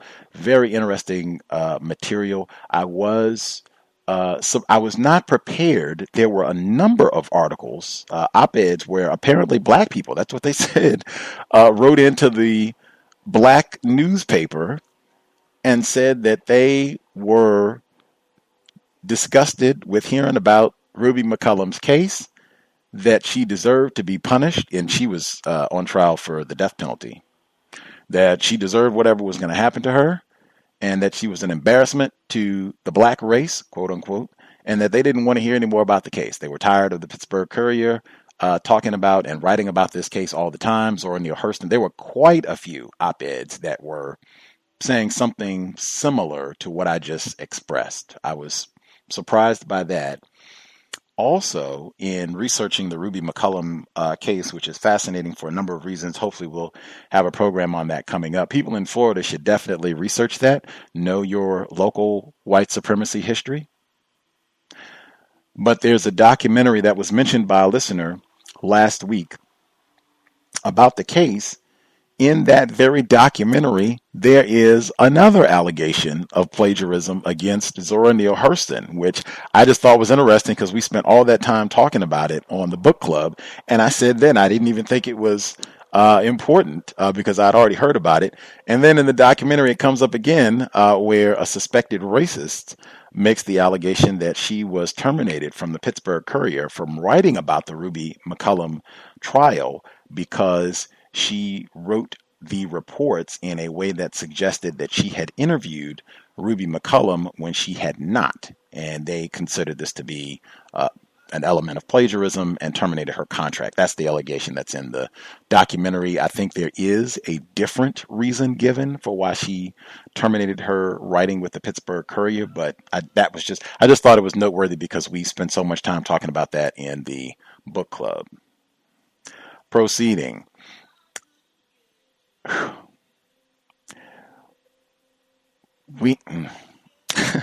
I'll go ahead and get my yoga incident in now. I felt like I had kind of calmed a little bit on sharing so many yoga reports. I have like 2 or 3. I went to yoga yesterday morning. Actually, before I give my yoga incident, since I have lost 75 pounds, like I didn't have a weight loss goal per se. All of this started just because I am a flood victim, and 9 months later, I'm still a flood victim with no end in sight as to, oh yes, you'll be able to move in after 9 months. That is still the case, but there was no weight loss goal. It was oh my God, I'm really stressed about being flooded out of my residence with no apparent end in sight. That was why I was doing yoga to begin with, and largely that is still the case, although it has certainly evolved because I didn't know it was going to be, 9 months of doing yoga to compensate for this. So yesterday, 75 pounds later, I said, wow, that is, something I will probably never forget. Like, wow, we got flooded out and I lost 75 pounds and got certified as a yoga instructor. Like, that is wacky. Like, I'll be, telling somebody's grandchildren about that or whatever at some point. And I said, hey, at least for people, if they are trying to get in shape or if you're trying to manage your weight better, I should be able to give out at least like one tip: exercise and diet, vegan, plant-based. That has been a big part of this. I should be able to give out one tip per compensatory call-in until I run out, at least things that have been helpful for me to drop 75 pounds in 9 months. So my one thing, food and exercise for this week. I think exercising, at least for me, if you can exercise early in the day, that is very important. It doesn't, like today I did 9:30 yoga. Yesterday, Friday, I did 6:15 yoga. Wednesday, I did 7 a.m. yoga. Tuesday, I did 7 a.m. yoga. Monday, I did 6:15 yoga. That's regular. That's been the regular schedule that I've had since the flood, basically. That's been the regular schedule that I've had every week. In some weeks, it's 6 a.m. yoga every day. Some weeks, it's 6 a.m. yoga 3 days a week. But regular exercise, not just regular exercise, but regular exercise early in the day. I don't know if it has to be 6 a.m., but early. And I can say that the times in my life when I have been in the best physical condition, I was doing some form of exercise early in the morning, whether it was running early in the morning, now yoga, like sustained, like not just once or twice for a day or two, but like long term, like making that a part of life for, a year or more. That is a regular part of, what the week is going to look like. 2, 3, maybe even 5, 6 days a week, getting up early in the morning before 9 a.m. and exercising with eating I had thought more about the exercise with eating. I would say find vegetables that you like that can be a regular part of your diet. I talked to a lot of people, and I used to be one myself that did not do a lot of vegetables, and I think that's been a big part of 75 pounds of weight loss. Find vegetables that you like. Broccoli, for me, this 9 months, broccoli, Brussels sprouts. I've had lots of those on a regular basis. Broccoli, Brussels sprouts. Find vegetables that you like, that you will eat on a regular basis. Regular, I mean like daily. That'll be my 2 for this week. Last thing before I get to the caller. So now I can do my yoga report, and this just, Pam the Great, Black love is a revolutionary act. So I'm going to yoga class. Yesterday morning, I did 2 classes yesterday morning. I did the 6:15 a.m. class, and then I came back and I took the 9 a.m. class, and I had an invited guest, gorgeous black female that I did teacher training with. We had been trying to coordinate to do a class together, and she came to the 9 a.m. class. She said she is not a fan of morning classes, but she was willing to concede to come check out the place where I have been practicing at aside. So I get there. We are the only black people in the studio. Everybody else is white. Or actually, there's one other non-white, non-black person in the studio. But other than us 3, everybody else in the studio is white. I spoke to the non-white, non-black female, and then I gave a robust welcome to the black female. I felt it was so black self-respect and black love is a revolutionary act, because I got to be so genuinely, like authentically excited about seeing her, because I hadn't seen her in about a week, and I had forgotten, like, wow, she is super extraordinary gorgeous, like, woof. Anyway, and then she was there just to see me, and then we're the only black people there, and we're both certified instructors, so we both have like pretty solid form, I will say. Trying to find the correct term, but both of us, I think, have pretty solid form. I mean, we're certified instructors, we're supposed to be pretty solid, but that was grand. I didn't speak to anybody there except for the person teaching the class and the non-white, non-black person. And most of me talking to the instructor was making sure that the black female was able to get in for free as my guest. But that was fantastic. The addendum to that is the day before that, I started wearing my shirt again. Seattle had like a brief 10-day window where it was summertime and it was 80 degrees regularly. So I was not wearing my t-shirt to class, but now it is officially autumn. It's been like 65 degrees and lower most days. So I've been back to wearing my t-shirt. I had my please respect, or I had the please treat me like I am a white person shirt on. I took it off for class. Suspected racist, she comes over and she says, "Oh, your shirt, I saw it. It's just wonderful." And it took me a moment to even think, because I'm like, what? I don't even have, oh, got it. Yes. Okay. It's like, yes, it's just, love it. I love it. And then she went about her business. Like, yep, if I had been quicker to understand what was happening, I may have asked a question, but I will be back in practice as it is colder. I'll be back to wearing my shirt regularly, so I'll have more incidents of what happens with the shirt as others wear their shirts. If you got the recent batch, let us know what your experience has been. With that said, for this broadcast exclusively, I ask that we not use metaphors, just from listening to the compensatory call-in. They, in the segment where they were talking about the brain drain, so-called, where you have intelligent black people on the continent who get educated and then they go to wherever outside of the continent to work, as opposed to coming back with their knowledge and understanding to help other black people on the continent. They said in that segment that these black people, they go and they get their education and then they are poached. Now, just that term right there, the way that it was used, normally when people are talking about poaching, they're talking about animals. They're talking about the illegal killing and trafficking of animals normally on the continent. That's normally the use. I suspect if you look up the usage of poaching, the most common usage is about animal killing and illegal animal killing and trafficking. To use that term in talking about black people not going back to the continent, but going elsewhere to use their knowledge and skills, I thought may have been a deliberate act of racism. I don't know if that counts as a metaphor.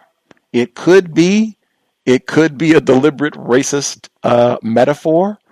In fact, I guess I am saying that. I'll be clear. I'm saying, yes, that is a deliberate racist metaphor, saying poaching. I do hear that sometimes in the tech industry that that talent is being poached. But that is not common. Even when I hear, because I mean, whites talk about that on a regular basis, especially in the tech industry, about stealing talent from one another, but they use different terms. And I know if Mr. Steele or if the codified software developer in Wisconsin, people that are perhaps more knowledgeable about the specific tech nomenclature, I don't think the terms that they use most frequently are poaching to describe taking talent, taking employees from a different company.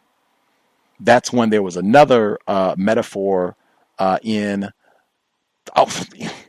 the monkey this up thing, that one as well. But there were a few metaphors, and I think what happened when the candidate for governor in Florida, I think what happened, he was asked a question. I think that's so important. Well, a lot of times when you have those debates and what have you, they're scripted.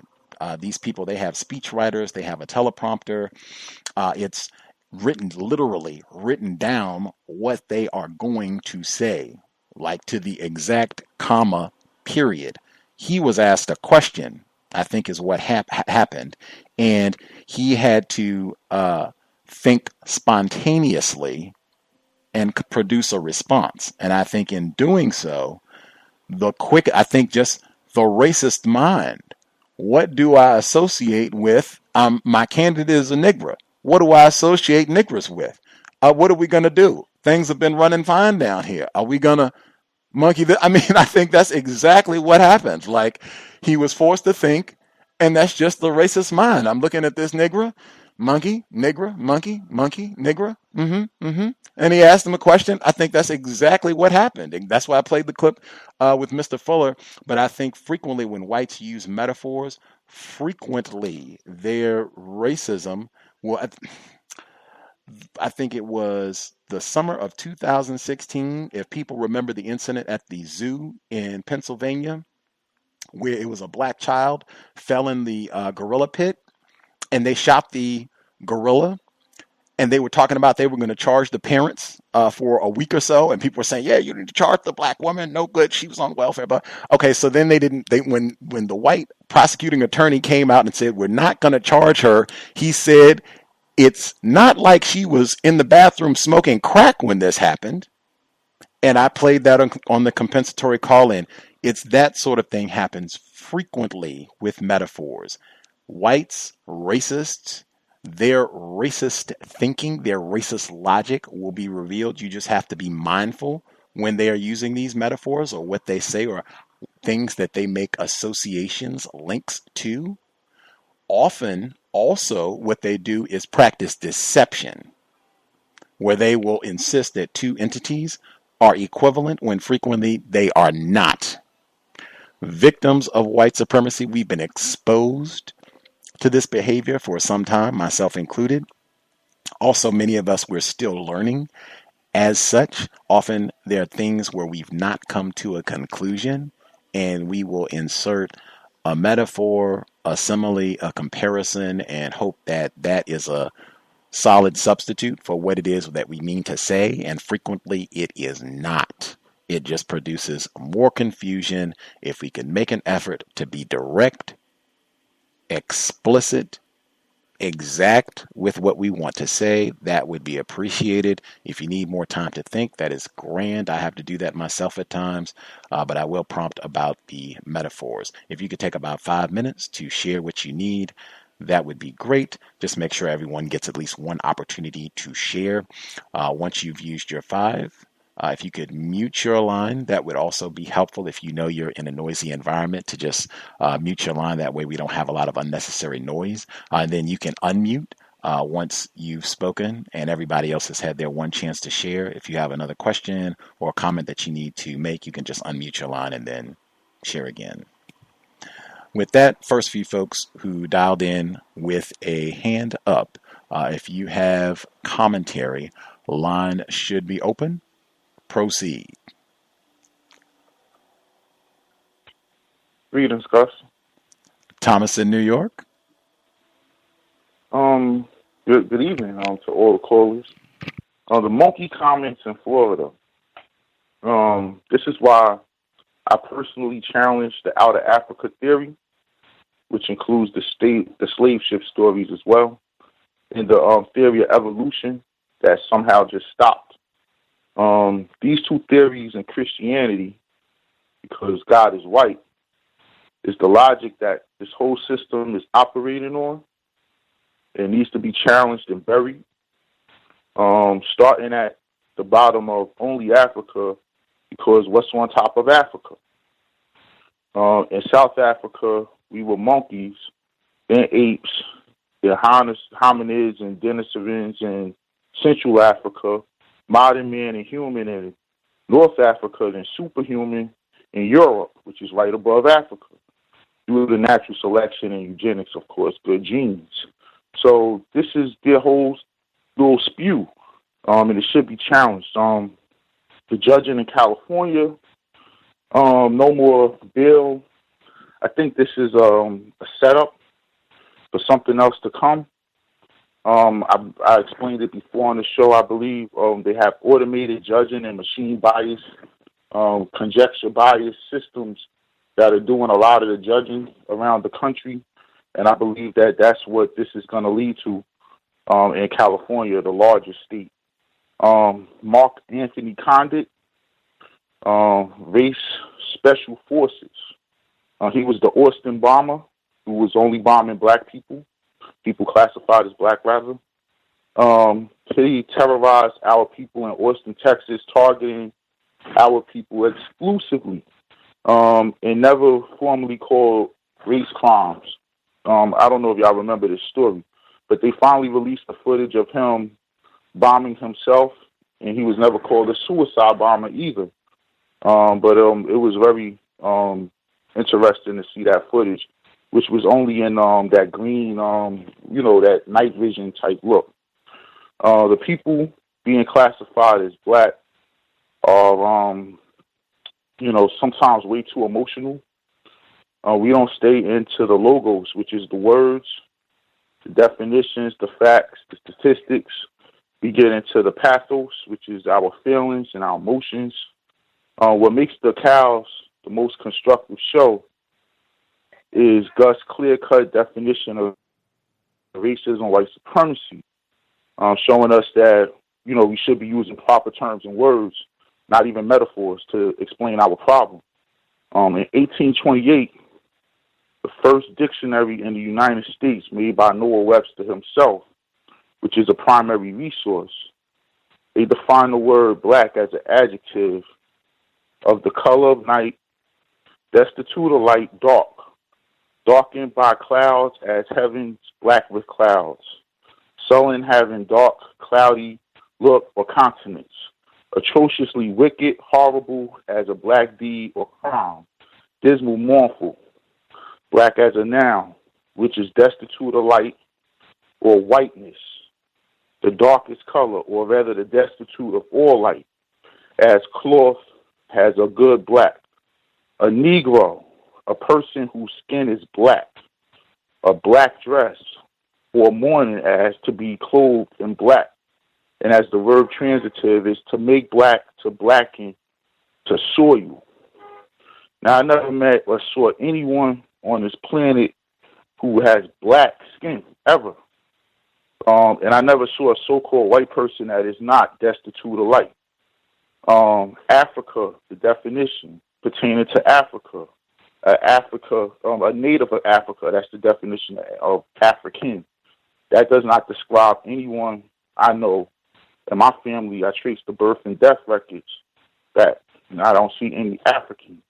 An American pertaining to America, a native of America, originally applied to the Aboriginals or copper-colored races found here by the Europeans, but now applies to the descendants of the Europeans born in America. Most runaway slave posters that predate this dictionary in 1828, they describe the runaway slaves as dark or light copper color, or red or yellow, copper, or wood colors like mahogany. Still no slave ships, just illustrations of them. No hardwood trees in Europe to build slave ships. No deforestation in Europe of any kind since the 14th century when they had the Black Death, or what they call in modern times the bubonic plague. So I'll move on. Thank you. Much obliged. Other folks that we've not heard from at all, if you have a hand up, line should be open. Proceed. Can I be heard? Yes, ma'am.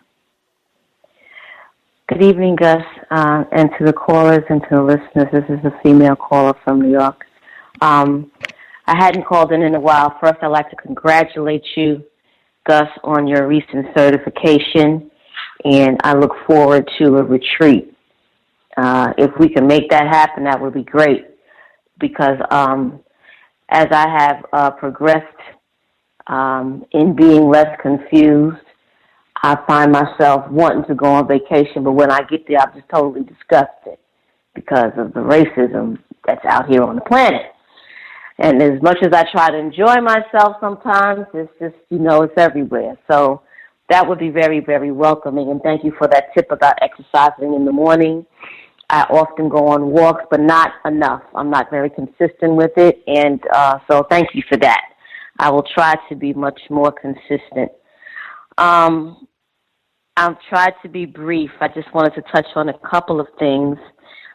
Being that I've been here in South Carolina, in Columbia, South Carolina, it has been 2 years on August 19th, something like that. It was 2 years. So I'm just getting out into Columbia and, checking out the different things and different my local racist history here, right? So the Columbia cotton heritage.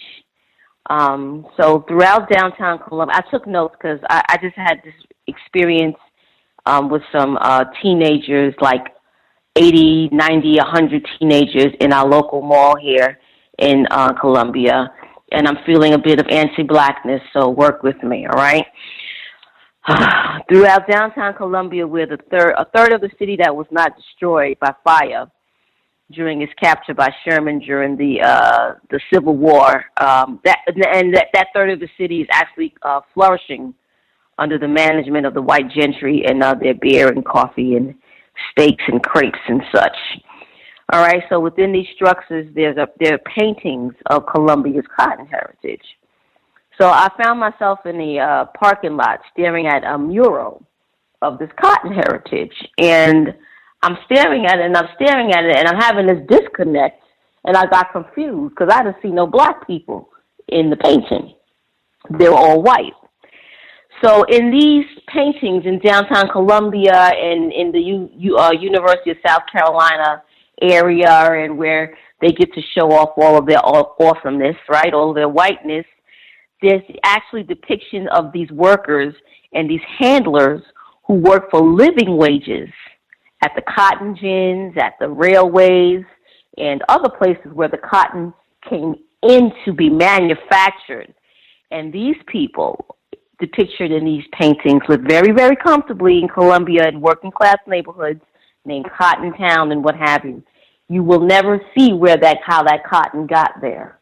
You'll never see the fields. You'll never see the men on horses in fields or the overseers and any of that. But you will see these huge plantations tucked way behind trees. Lots of them here. So I just made that observation. And to continue with Thomas's train of thought with regard to words and the clip that you played regarding the affirmative action issue at Harvard, I just wanted to reiterate the goddess Grandcester's words to us many times. If you're white, you're all right. If you're brown, stick around. If you're yellow, you're mellow. If you're black, get back. All right? But in that clip, I noticed that female racist that was speaking about the affirmative action issue called it incredibly gray. I don't know if anybody noticed that, but she called it incredibly gray. And keeping in line with words and listening to that clip that highlighted the actions of murdering race soldiers, that racist, his name was Philip from Bowling Green. He classified the shootings of an elderly person and a black child as strange situations. And not murder. And I did not get a chance to call into the show regarding the loss of Pam. But I do have all 4 of her books. And her and I corresponded by email frequently. And I had consulted her when Gus went MIA for the flood. And it took a while, but she did contact me, and she said that you were okay. She had heard from you or something like that, and you were okay. It was so weird. I looked for that email, and I couldn't find it. However, I did find other emails that I got from Pam, and I know we're talking about how we're going to hear from her, and, a lot, and we'll look where we're going to read her book. So I'd like to share one of the emails that she sent to me when it was back in 2013, and I was just becoming less confused. And when you're becoming less confused, you have this misconception that everybody is probably becoming less confused with you because they're seeing the same things that you are, and that is not true. I had a lot of difficulty with family members that I love dearly. I had a lot of difficulty with my friends that I had known 20, 30 years. I went to an HBCU. We would get together regularly at homecoming, and these were just not the same people. And Dr. Welsing and Pam were 2 people that I could reach out to. And I just wanted to share what she wrote to me. She said, "Greetings. Thank you for sharing your experiences. Yes, what you are experiencing is an awakening. That's why a lot of people don't embrace counter-racism, because you will feel alienated and disapproving of most of what you see and hear black people do and say, because most of it is wrong-headed," and she has that in capital letters, and self-disrespectful. She has that in capital letters as well. It is not just the children who are being wrongly influenced by TV, movies, and music. It is their parents. Our minds have become sewers for the filth of the white supremacy system, just free-flowing with no restrictions or filters or judgment. Couple that with a white Jesus and preacher pimps and 500 years of oppression and brainwashing, and what you get is what you see today. I think all of the people in this system suffer from massive confusion and self-esteem damage, where you are only as good as your biggest, newest toy, or your bigger breast, or longer hair, and more erect penises. To you, I say congratulations, and keep on growing and changing and rejecting false values and self-disrespectful behavior, and try to plant seeds wherever you can, but be ready to distance yourself from friends and family that are engaging in too much wrong-headed behavior. Unfortunately, being part of the norm is easier, but it's also extremely deadly to your heart, your soul, and your spirit. Stay strong, Pam. May she rest in power. Thank you. I'll mute my line. Appreciate that, Pam the Great. Other folks who dialed in that we have not heard from, if you have commentary, lines should be open. Proceed.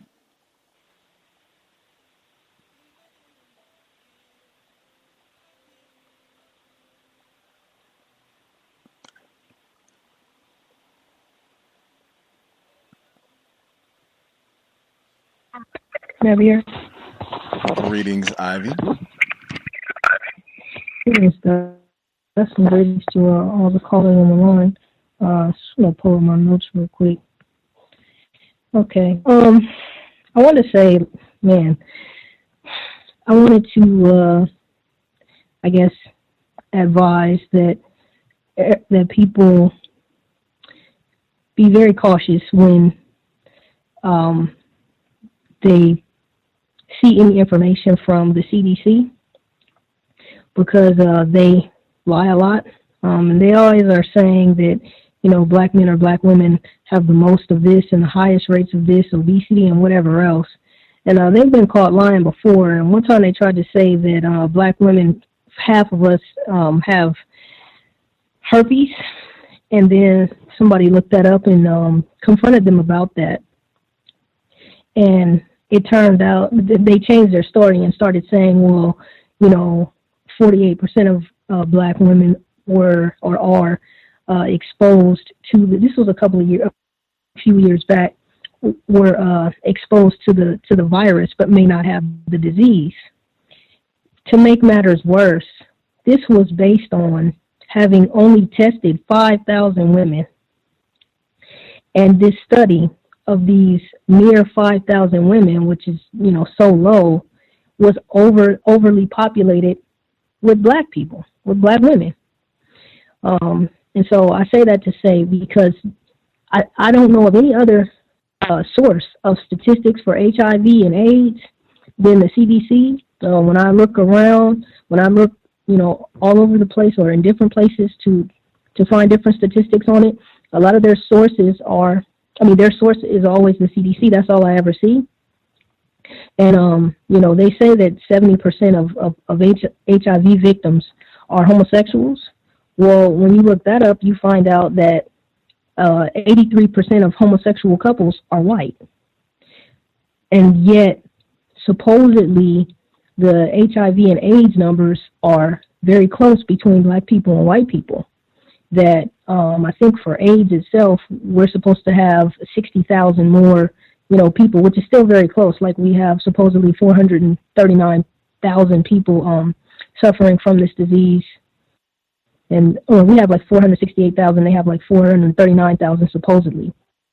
Well, to me, if most HIV and AIDS victims are homosexual, 70%, and then 83% of homosexual couples are white, how is it that our AIDS numbers would look the same? Because with it being 83% of homosexuals being white, homosexual couples rather being white, only 5% are black. But yet we have more AIDS, and even with that, it's close. That doesn't make any sense. And again, they've been caught lying before, and so I just wanted to share that they're just not a very reliable source. They are just racist. I wanted to ask a question to you, Gus, and to everyone, which is, what do you think it will take for us to solve this problem? What do you think that we need to do? I've heard you answer this question before, Gus, and I just wanted to know if your answer has changed in any way. I'm not going to, take the time to say what you said before, but I just thought that the solutions that I've heard that you've given over the years have been, I just thought they were great. And so I just wanted to know, how you see things today in terms of what may be a solution, as well as the other callers, because you guys, your commentary is just amazing. And let me just say up front, I have no idea, so I cannot answer that question, which is really the main reason why I'm asking you all. And that was it. I'll mute my line. Thanks, everyone. Thanks, Gus. Yeah, that is the question. Other folks that we've not heard from at all, if you have a hand up, proceed. I'll be heard. Let's see. We'll get Big Victim in Alabama, and then we'll get Mr. Steele. Gus, thank you, Gus. Today is my 3rd year of sobriety.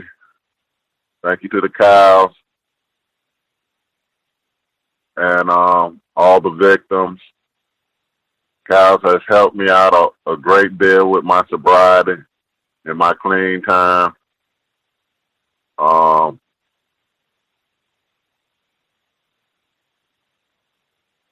It's been a rough ride, but I hung on in now. Thank you again, Gus. Can I share about my experience down in Montgomery on Gus? We've been waiting weeks to hear about it. Oh. Well, it started, I went down to the National Lynch Museum. It was Memorial Day weekend. They was closed on Monday. So I went down Tuesday. Now, it's 2 parts to the museum. Where the park, you got the park, then you got a museum. I went to both of them. So I went to the park first with the pictures I sent you, Gus. I was going to send you some pictures of the museums, but they said they asked that you don't take no pictures. But I went down there on Tuesday of the day after Memorial Day, and I stopped in Calera, Pelham, Alabama. I ate me some breakfast, and I rolled on down to I drove on down. Sorry for the metaphor. I drove on down to Montgomery. So I parked the car and I looked around. There was some construction across the street, and I looked, and I didn't ask what it was, but it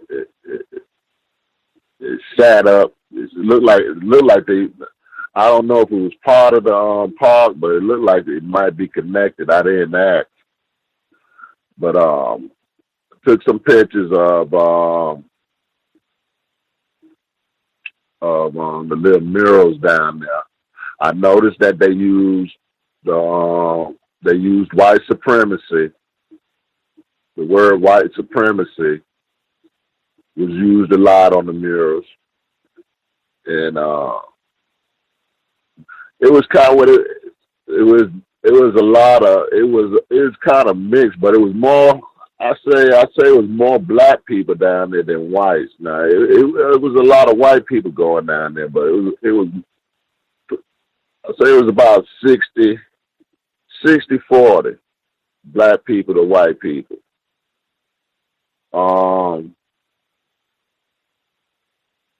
It started raining, so they had umbrellas. I had got me an umbrella, and I walked and I continued to walk through the park.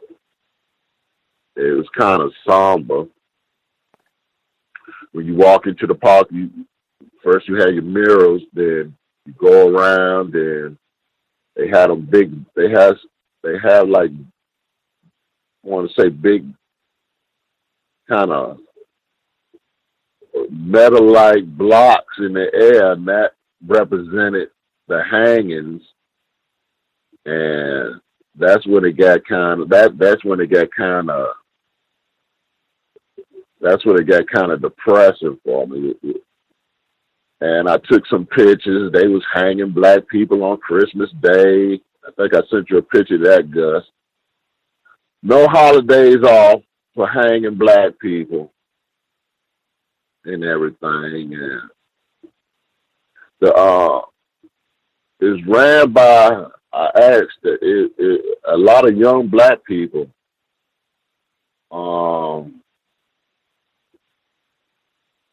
was over the park. I noticed that in it, and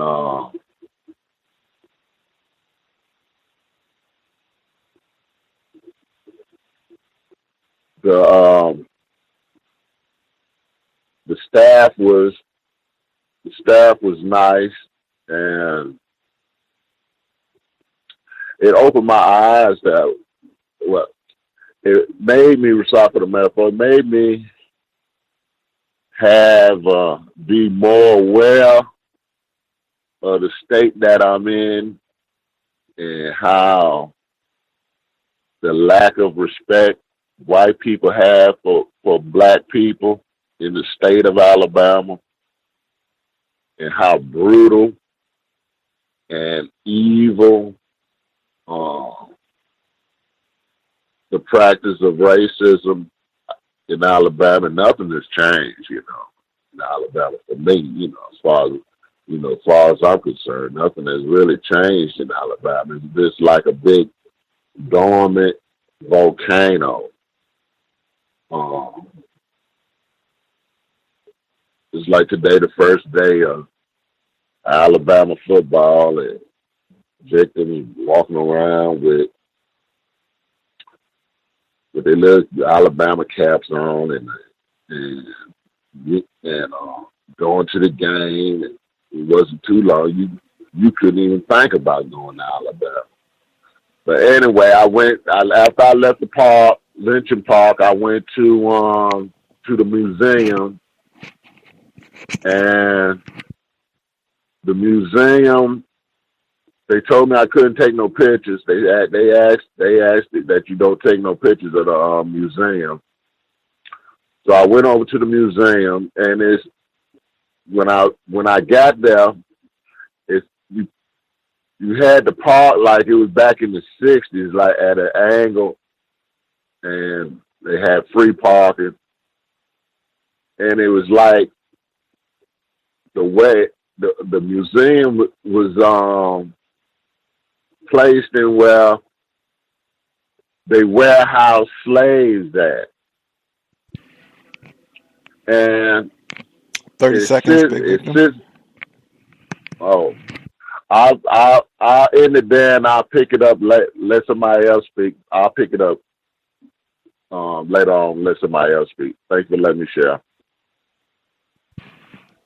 Well, I definitely want to hear the rest of it. I even had a question about all that, but I want to make sure everybody gets their 5. Mr. Steele, thank you for your patience, sir. But can I be heard? Yes, sir. Awesome. I'm en route to a place called Oceanside, California, where I'm doing some sort of impromptu comedy gig. So I'm pretty excited about that, and I'm also transporting a fellow comedian to the venue. So I guess I'm transporting this fellow victim in exchange for some stage time. So that's cool. That's where I'm at with that whole thing. But yes, it was mentioned earlier that you were not very familiar with the metaphor of poaching being used in, in a recruiting capacity. And it's true. The term poaching is often used to describe getting one candidate from another company to move from that company to another firm. And there's so many different techniques of getting this done, but it's a highly regarded practice within recruiting. And it goes along with another term that is used for recruiting as well, headhunting. And I believe a headhunter is a term that colonialists used to describe tribesmen who were assigned, scouting roles and would go ahead and find advanced enemy positions or, rival tribe members to take their heads and bring them back. So I think that's what that term comes from. I could be mistaken.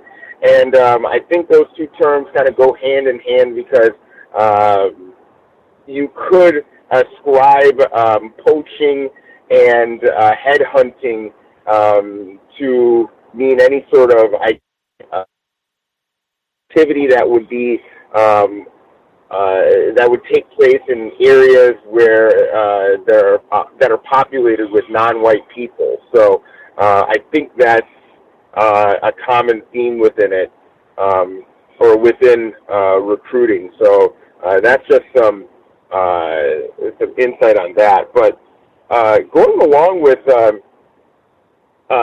just this theme that kind of weaves into work, I know that during workplace racism, it's often discussed how it's often discussed and brought up that food can often be a segue into racist situations and racist interactions.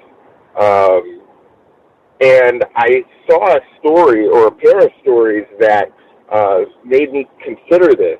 One was a controversy, I guess, that's taking place in the United Kingdom, where a celebrity chef, Jamie Oliver, I think, has released a product called jerk rice, and I guess it's based off of jerk chicken, or I think it's supposed to be jerk chicken. And this report was done by the BBC, I think it was TV4 or ITV4. And in the report, they had one suspected white supremacist ascribing herself. She ascribed the role of, I think,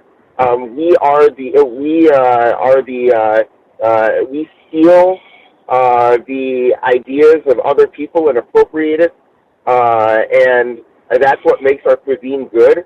And she didn't say we white people, but I think she meant we white people.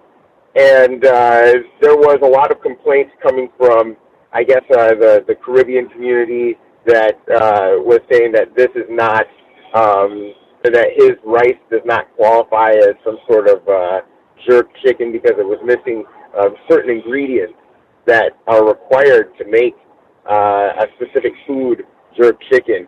And it was just very interesting how self-aware both sides of this discussion were, that they were doing this. And of course, Jamie Oliver refused to comment, and I think, the product is still being sold. But it's just very interesting how upfront and blatant they were in the report about their role as thieves of cultures and appropriators of different people's ideas. And then the other race report, or a report that had to deal with racism, was about the racist history of the no MSG sign. And apparently MSG is a compound that is found in all sorts of foods that we consume every day. And all of those foods I saw that they identified as having MSG did, in fact, if consumed in large quantities, would make you woozy, feel sick, and feel drowsy. But they had a whole bunch of Asian scientists to refute that point. So I just wanted to make that report. I'll go ahead and mute my line. Thank you. Much obliged, Mr. Steele. Other folks we've not heard from at all. Can I be heard? Greetings, Droptomania. Greetings to you and guests. I just wanted to make a comment in regards to the genetically modified humans. That portion of the news that you were playing, and what came to mind when you played that portion of the news, it reminded me of Dr. Frances Cress Wilson, when she would say that if she had 3 pills, will be one that could turn you white, the other could make your hair straight, and I forgot what the other pill would do. How much money she would end up making. And that's basically like the same concept. I'm saying that this is nothing but eugenics in an advanced form. And we all know that most of the world desires to have European features due to white supremacy, which is another form of genetic survival. The so-called biracial manner, I guess, in which they're trying to push now is not going to be efficient enough. So that would take too long to eradicate our so-called black genes. So I guess this science do a much better job at getting rid of the black population. And that's all I have to share. Thank you.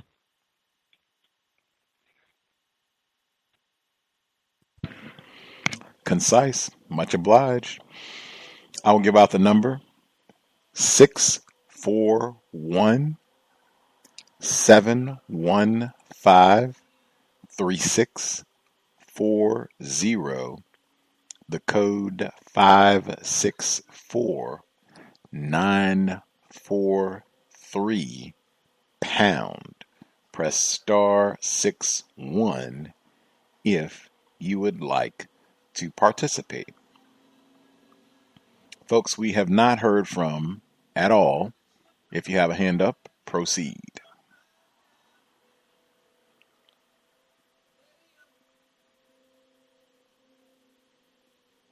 Gus, can you hear me, Gus? Yes, sir. Hey, sir. Long time listener, first time caller. This is the Farrakhan Muslim, sir. Listening to your show for quite some years here, sir. Been trying to participate. Anyway, sir, right to the point. I'm so glad that congratulations for becoming a yoga instructor.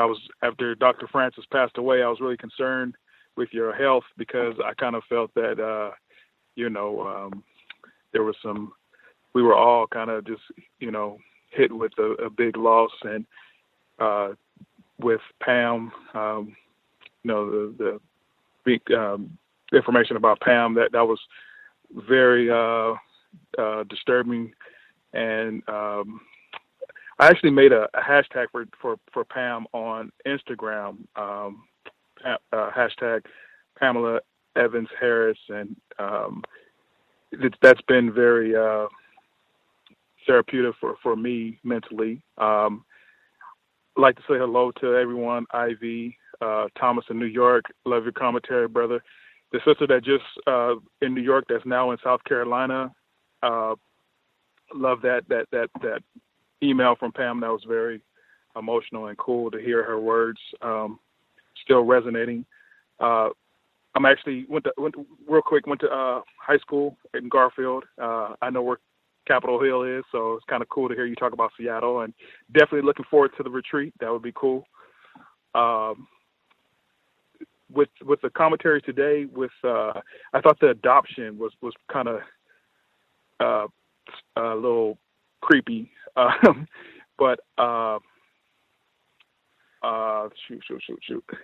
Yeah, so basically, I don't know if you saw the Aretha Franklin funeral and the censorship of Minister Farrakhan not being able to speak at her funeral, which I thought was a real-time act of white supremacy.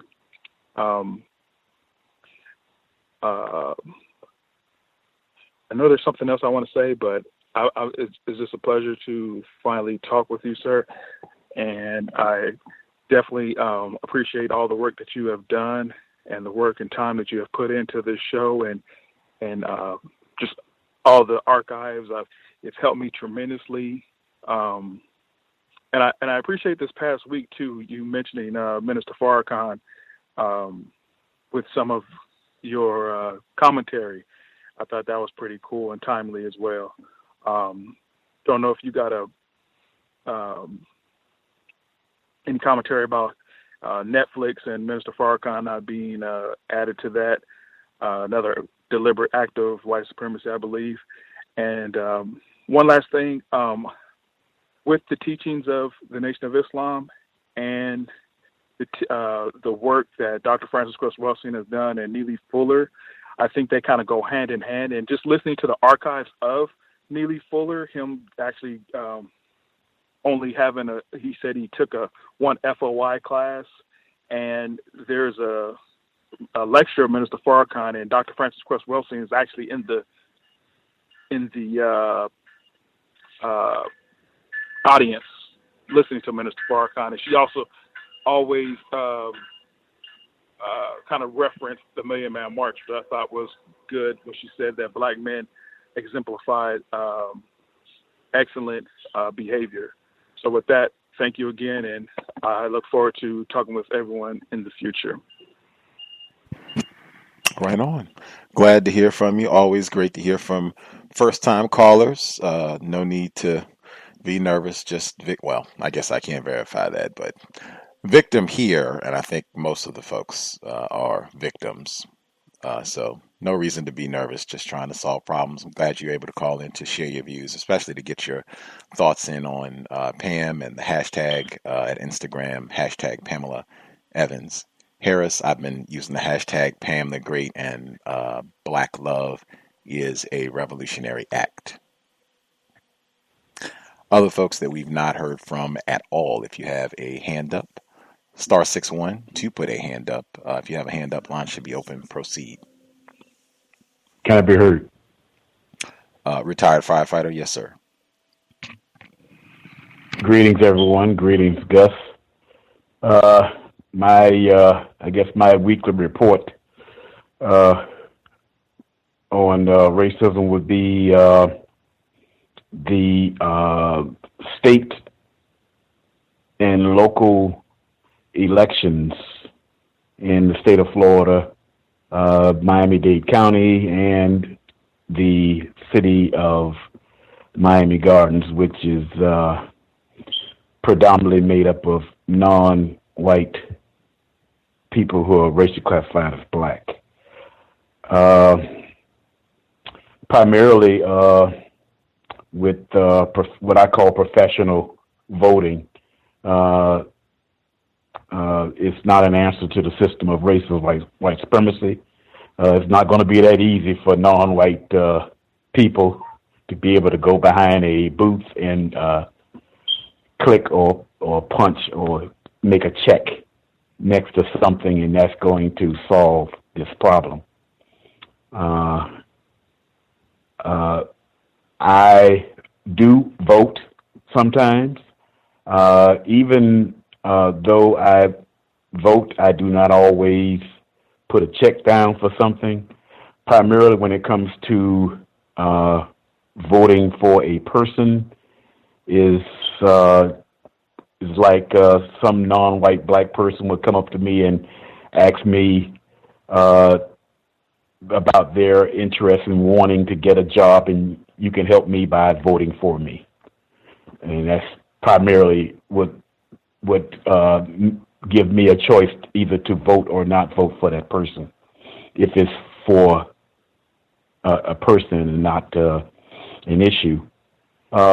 Andrew Gillum, if anyone would be interested to know or does not know, he is from South Florida, Miami-Dade County, and also even more directly, Richmond Heights, which the history of that was reported on the program, I guess maybe about a year ago, something like that.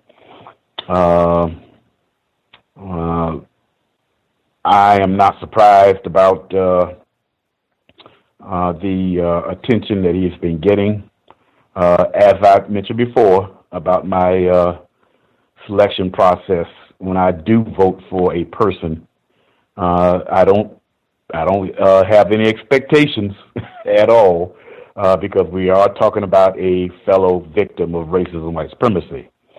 And so that's as far as I go with that. Also, there was some spots up for circuit court judges.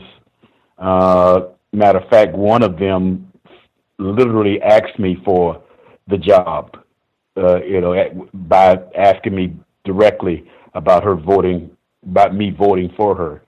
And based on what I studied on her, and also from conversation I don't see where that was something to not do in voting for that person. But as I mentioned before, my expectations are not good on the subject because we're talking about fellow victims, another victim of racism and white supremacy. And that's all I can think of right now as far as this week. That's been basically the talk of the state of Florida and also local Miami-Dade County. Thank you. Much obliged, retired firefighter. Other folks we have not heard from at all. If you have a hand up, proceed. Can I be heard? Yes, sir. Hello, this is V from Central New York. Hello, Gus, and hello to everybody on the call tonight. I want to first say how saddened I am that Pam passed away. I am personally going through something where a member of my family will likely be passing away in the next couple of months. And I found out that she died on the day that I found out that this person is likely not going to survive what they're going through. And it was striking, to say the least. Her book, Black Love is a Revolutionary Act, is something that changed my life.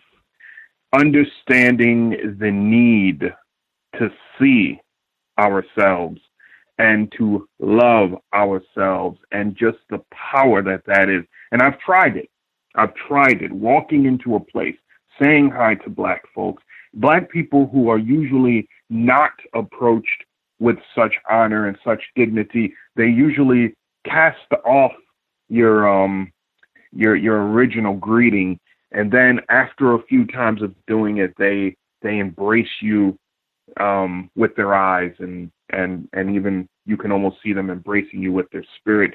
And it's something that I think all people definitely need, especially all Black people need to read and to know about, because Black love is revolutionary, and that is why it is often debased by the society. Continuing beyond that, hope she rises in power as always, and that the ancestors were there to greet her. To business. The word poach from my 1828 Noah Webster dictionary. It gives at least 6 definitions, but only a couple of them actually, 2 to be exact, really speak to what we are talking about in context, and one more possibly adds some tone to what we're talking about. So on page 315 of this dictionary, poach is defined briefly as number 3, to begin and not complete. I believe Mr. Steele was speaking of this when he talked about the poaching of talent from one company to another. So to begin and not complete. The 5th definition is to steal game, properly to pocket game, or steal it in convoy it away in a bag. And then the one definition that sort of speaks a little bit to the depth of poach is number 6, which blatantly says to steal, to plunder by stealth. To steal, to plunder by stealth. And I believe that is what's happening in Africa. Whereas they're developing these people and then not telling them basically that we're developing you for us. They're probably giving over to them the liberal line that we are developing you for the betterment of your country. You're going to be able to do amazing things for your country. This is liberalism. This is what liberalism says to us. And then sends them for a brief moment into their country, only to offer them a better opportunity or a better chance to come and work in their countries, their governments, their corporations.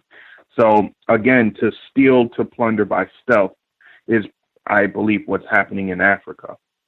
Finally, on emotion, because I have heard a number of our scholars speak on emotion, and on one of your earlier podcast episodes when you spoke to Layla Africa, he said that we as an African people are an emotional people. And this was something I found hard to deal with when I first heard about it, or heard him say it, should I say. He said it in many of his lectures too, because emotionality has been taught to us to be so negative. And yet, as I was learning more about meditation several years ago, meditation approached emotion almost like an energy force that we could direct. And I don't recall when I found this book, but it led me to several other books. It's called Emotional Intelligence by Daniel Goleman, Goleman, Emotional Intelligence. The Israelis have been studying this concept of emotion as an intelligence for quite some time. Western scientists also have been studying this idea of emotion as an intelligence for several decades. And from those studies, from that scientific research, they have concluded that emotions are an intelligence. Recently, I was listening to a broadcast from one of my YouTube channels, and the host said during a conversation he was having with a Jewish businessman, when they were talking about emotional intelligence, which was the reason for the conversation, he asked the man point blank, what group of people do you see when you combine emotional intelligence and mental intelligence that win more percentages than they lose? The Jewish man, without missing a breath, said black people. When black people combine the emotional intelligence and the mental intelligence balanced, they are unstoppable. They do things that just go beyond reason. I say this to end with this point. We have been taught for many, many decades, and much longer than that mental intelligence is what counts. The Western civilization is finally catching up with the indigenous civilization, which says there are at least 5 intelligences: mental, emotional, spiritual, social, and physical. I usually add clairvoyance and clairsentience with that, but that's a whole nother conversation. As we move forward and we build our understanding of racism, white supremacy, along with how it impacts us, we have to remember that these 5 intelligences exist. Racial battle fatigue impacts us on all these levels, as well as the 9 areas of human activity. I think it's Dr. Kaba Hiawatha says that he adds nutrition to that one, so he usually says 10, but he quotes Nellie Fuller in his explanation of it. So as we are approaching emotion, as we are approaching the idea of intelligence, let's actually work with intelligence as we have it. We have it in all 5 of these forms. Thank you very much, Gus. As always, this is a resource beyond counting. Thank you. Much obliged, V. Other folks that we have not heard from at all, if you have a hand up, proceed. Peace. Good evening. I hear him keep throwing that black around, that synonym. I just want to give you some synonyms of black: tragic, disastrous, calamitous, catastrophic, man, I can't pronounce it. Wretched, woeful, awful, terrible, formal, grievous, miserable, unhappy, sad, broken hearted, heartbroken, grief-stricken, grieving, sorrowful, sorrowing, anguish, desolate, despairing, desolate, downcast, dejected, sullen, cheerless, melancholy, morose, gloomy, glum, mournful, dull, doleful, funeral, dismal, forlorn, abject, cynical, macabre. You have 20 more seconds. You have 20 more seconds if you're just going to read. Cross, irritated, incensed, hated. That's all synonyms for black. Do you have anything else you were going to share, sir? Yes, the other thing was improper persona. When we call ourselves certain names, we disconnect ourselves from the land and from our heritage. So we have to watch what we call ourselves.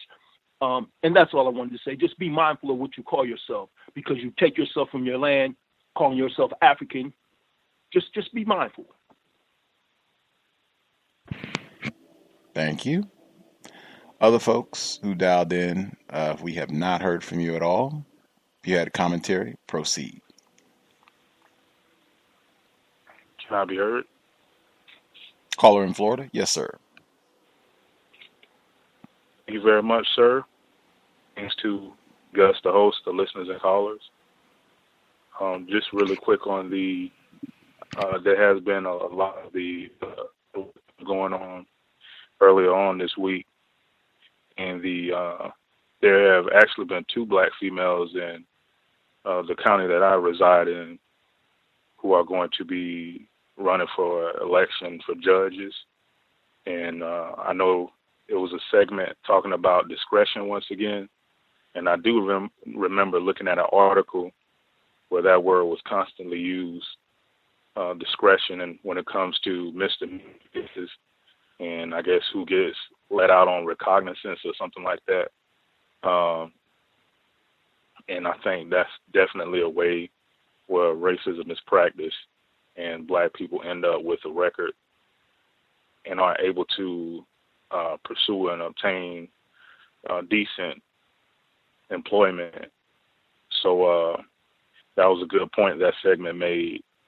And I did see that interview with Mr. Andrew Gillum, and it was a metaphor that was used. He's afforded VGQ, but that was a powerful metaphor where the response was, I'm not going to jump in the gutter with Trump and DeSantis. I thought about that. That could be, I don't know if that term would be in the word guide, but I was thinking about just the term gutter. I guess something connected to a house or something like that. But on another part of the segment with the affirmative action, I heard the lady, she used the term, I guess, incredibly gray,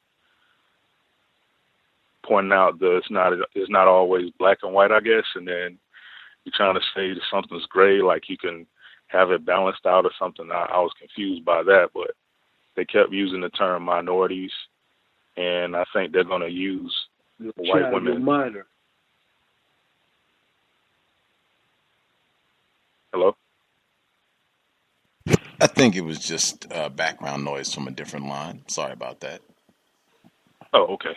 I think that we're going to utilize white women in that when it comes to minorities, and just trying to generate confusion among victims, try to use people who are classified as Asian to say that, hey, they are trying to be positioned or categorized like they would be treated as white, but it's really meant primarily for white women, because white males or white men already have a strong position in many of these different areas, law, labor, economics, well, in all areas really, and white women do too, but I think they are in a indirect way trying to help out white women in that.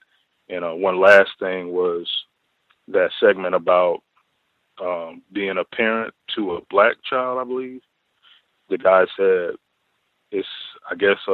they can't see a white person being a parent to a black child if he's politically conservative.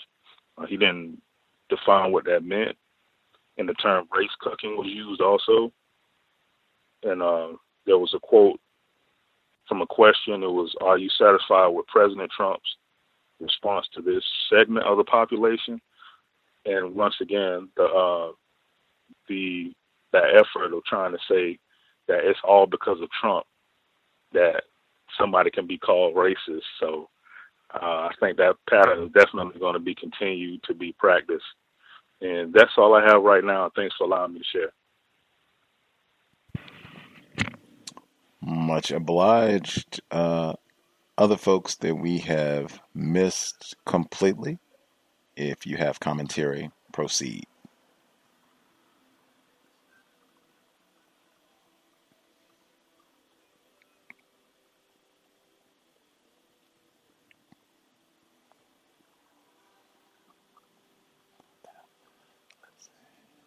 I got excited for a few moments, like, oh, yes, we got everybody. And then, oh, no, I think there might be a few people that have hands up where I thought their line was open, and it seems that it is not. So I'm going to refresh my switchboard and try again. If the people that have hands up that have not been able to speak yet, just give me a few seconds, and I will see if it works this time for me to open your lines up.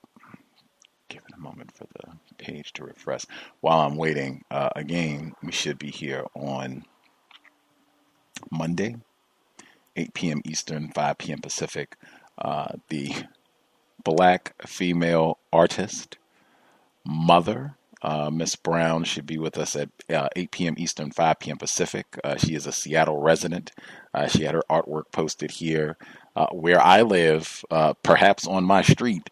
Her artwork of her black child reading, and whites defaced it. In fact, showed him being devoured, no less. Delectable Negro. Cannot wait to ask her if she's familiar with that text. Okay. Other folks who dialed in with a hand up, line should be open. If you dialed in and we've not heard from you at all, proceed. Can I be heard? Greetings, M. Yes, sir. Greetings. I dropped a call. I was trying to get to a quieter area, but yes, I wanted to make mention about the genetic altering science that they're doing. So white people are trying to remain on the planet as albinos as long as possible, but also they know that they're going to no longer be here on the planet as albinos in a short period of time. A lot of their scientists say it. If I've heard it, then they know about it. You know, a lot of their scientists say it. It's all over YouTube. It's all over the news. It's all over Google. And they even give time frames that they think that they will go, quote unquote, extinct. So their plan is to still do as much destruction as they can in the time period that they have to exist on this planet as albinos.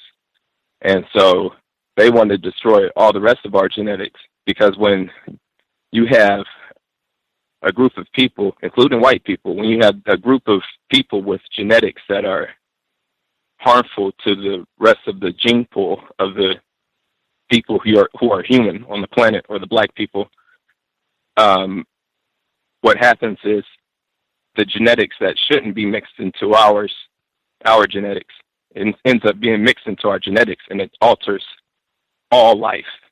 And so it's important that we stop them soon, and that we put a time frame on how long they're allowed to do what they're doing, white supremacy, killing black people. Thank you. Much obliged, M. Han DC. Other folks who dialed in with a hand up that we missed completely. If you have a hand up, proceed. Peace. Can I be heard? Yes, sir. Peace, Gus. Rest in power, Pam.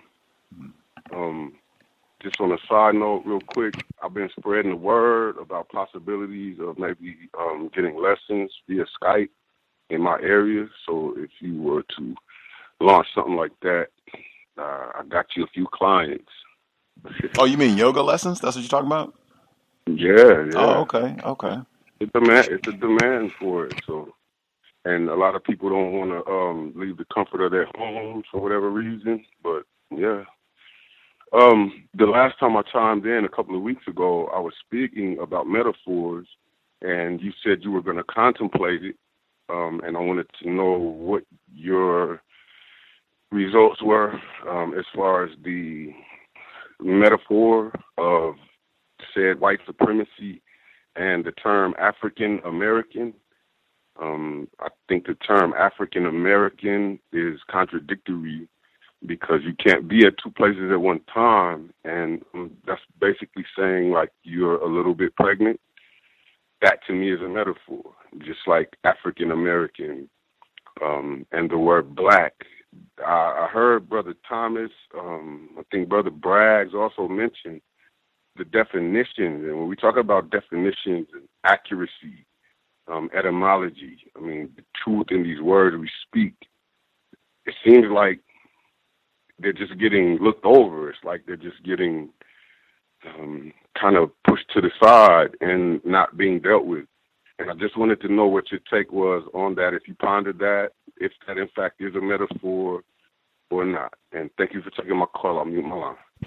Yes, sir. I know absolutely, unequivocally, I did not say I needed any time to ponder white supremacy being a metaphor. I answered that one explicitly. No, it is not a metaphor. It is authentic. It exists, and the way that I defined it is not a metaphor at all.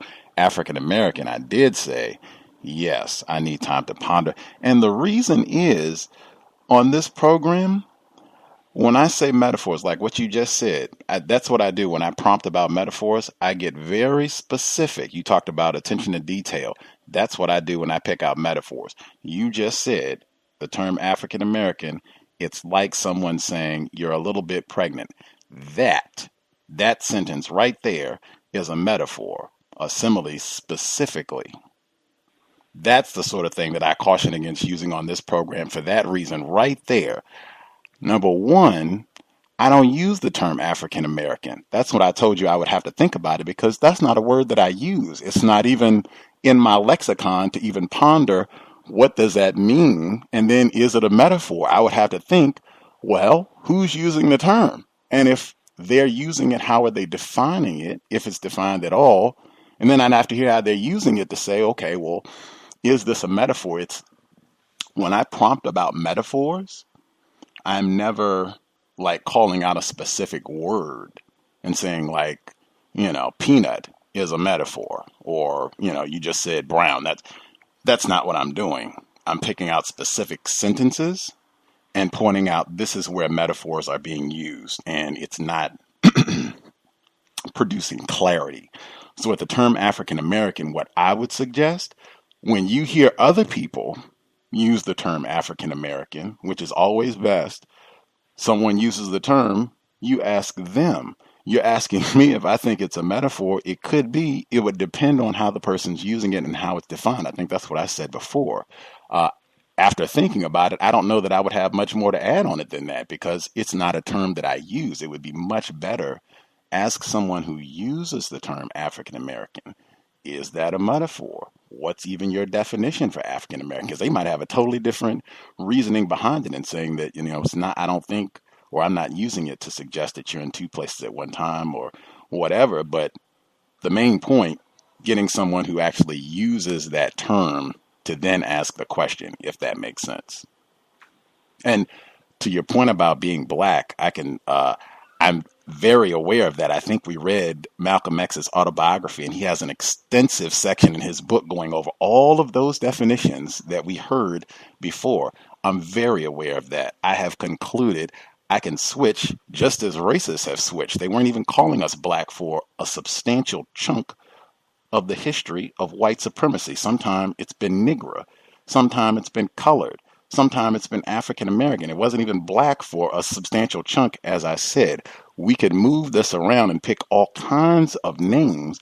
As long as the system of white supremacy is here, that's not going to make much of a difference. Other people, if you come to a different conclusion, fine. Victims Guaranteed Qualification, VGQ. Use whatever you want. However, I do think it's very important. Racists, they have a classification of people that they term that are black based on how dark they are, and they're going to be mistreated more. I think that's very important. Terms that are used should reflect that, if that makes sense. I hope that's answered your questions. Yes, thank you, Gus. Thanks for taking my call. Peace. Yes, sir. Other folks who dialed in that we have not heard from at all, if you have a hand up, proceed. Greetings, can I be heard? Yes, sir. Yes, good evening, everyone on the line.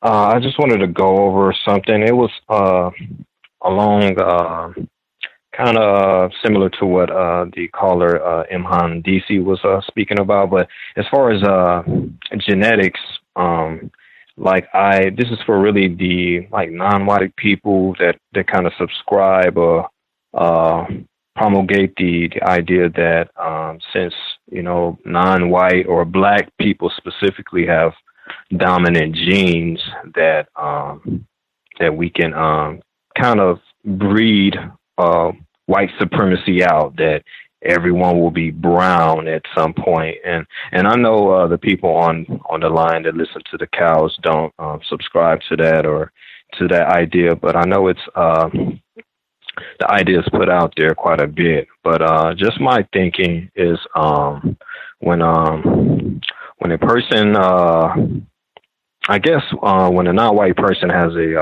offspring with a white person, that offspring is considered non-white. But with white supremacy kind of dominating all areas of people activity, this non-white offspring with the white parent will be even more white identified. And when you consider that you have black people or black people that do not have a white parent or anything that are white identified, and white supremacy being so dominating in, like I said, all areas of people activity, then the white identified offspring will likely or more than likely reproduce or marry or have offspring with a white person, because that's what they feel is, I guess, better, so to speak.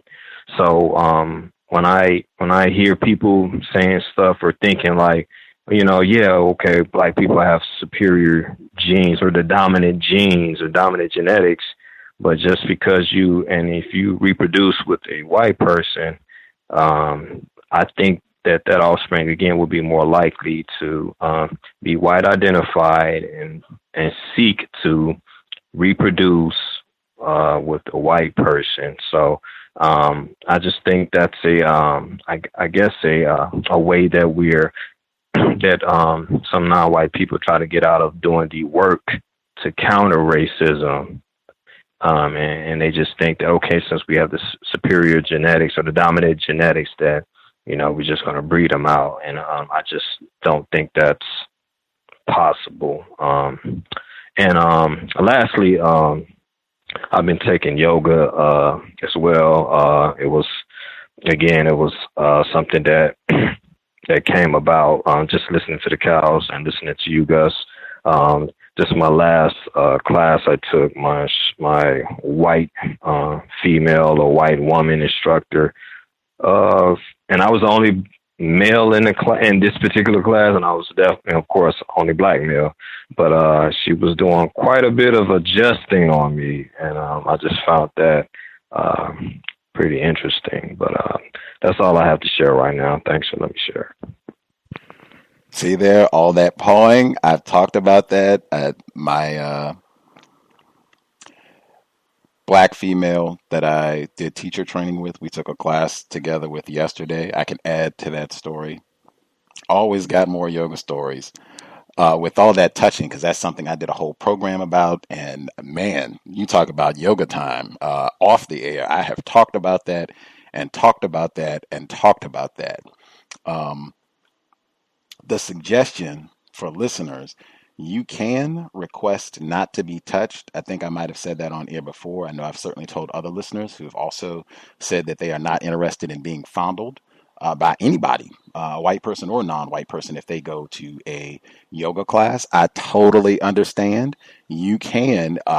It is supposed to be according to what I learned in teacher training, they are supposed to ask permission to do adjustments before class. Did the instructor, the suspected racist female, did she ask permission to do adjustments before class? She absolutely did not. And that was the first time that I took her class. Typically, the other instructors, they will say that. And yes, so she did not. See there, that right there. And I found that to be, I didn't know that. I took teacher training. I didn't know all this until a few weeks ago. But yeah, that is mandatory. They're supposed to ask permission before they commence to, laying hands. So what I would recommend, if it's your first time at a studio, just like in general for everybody, if it's your first time going to a studio for anybody, white instructor, whoever it is, you can ask, or you can just tell them up front, I don't want to be touched. Is that going to be a problem? I want a private practice. I'm going to follow, whatever the prompts are, but, I don't want to be any hands-on adjustments, or however you want to phrase it. That should not be a problem at all. You can ask, are they going to ask permission for adjustments, and just see if they are. If they're not, you can tell them, I don't want to be touched, and, proceed from there. If they say, yes, I'm going to ask permission, then you can just wait for them to ask permission, and then, do whatever to decline in class. But we talked about that, the black female that I did teacher training with, we took the class together yesterday, white female instructor. We got out of class, and she said, wow, she did a lot of adjustments. And this, again, this black female, she is smaller. She's about 5 feet 3 inches, maybe around 115 pounds, just to give an estimate, smaller in stature. So she says, yeah, she gave all of these aggressive adjustments, like she was kind of pushing my head down, and it was way uncomfortable. And then she came over again, and it was just, wow, like really uncomfortable. And I said, could have been white hostility with a question. And she said, no, I didn't sense any hostile energy. I think she's just really heavy-handed and doesn't know her own strength. But that pawing that goes on, quite a bit of it, I think sometimes it's definitely sexual. I think sometimes it could be aggressive. I think sometimes there's just no adjusting at all. Like they just let you, be in an incorrect and unsafe position and don't give you any prompt or help at all. I think it can run the whole gambit. But if you are worried about being touched unnecessarily, say before class, I don't want any hands-on adjustments, or you can just ask if they're going to ask permission. Folks, anybody that we missed completely?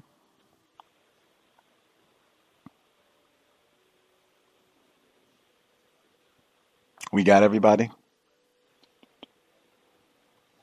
Spectacular. Glad to hear other folks. We're not glad to hear if anybody's being touched and they, didn't feel it was correct. That is not cool. But I am glad to hear other folks have been doing yoga and hopefully having healthy, constructive results, feeling better, and not being traumatized in class. Again, give out my tips. I did that yesterday. We took the class, even with the gorgeous black female present. I took my exact same codified spot, upper corner, where I'm not really next to anybody. I don't have anyone in my field of vision, no reckless eyeballing, and I cannot be kicked, assaulted, accidentally or otherwise by anyone. Do the same thing every class, being codified so that I can be safe and still get in my exercise. Anybody have any final comments they need to get in before we conclude? I've heard. Yes, sir. Good evening once again to all the callers that called in after me.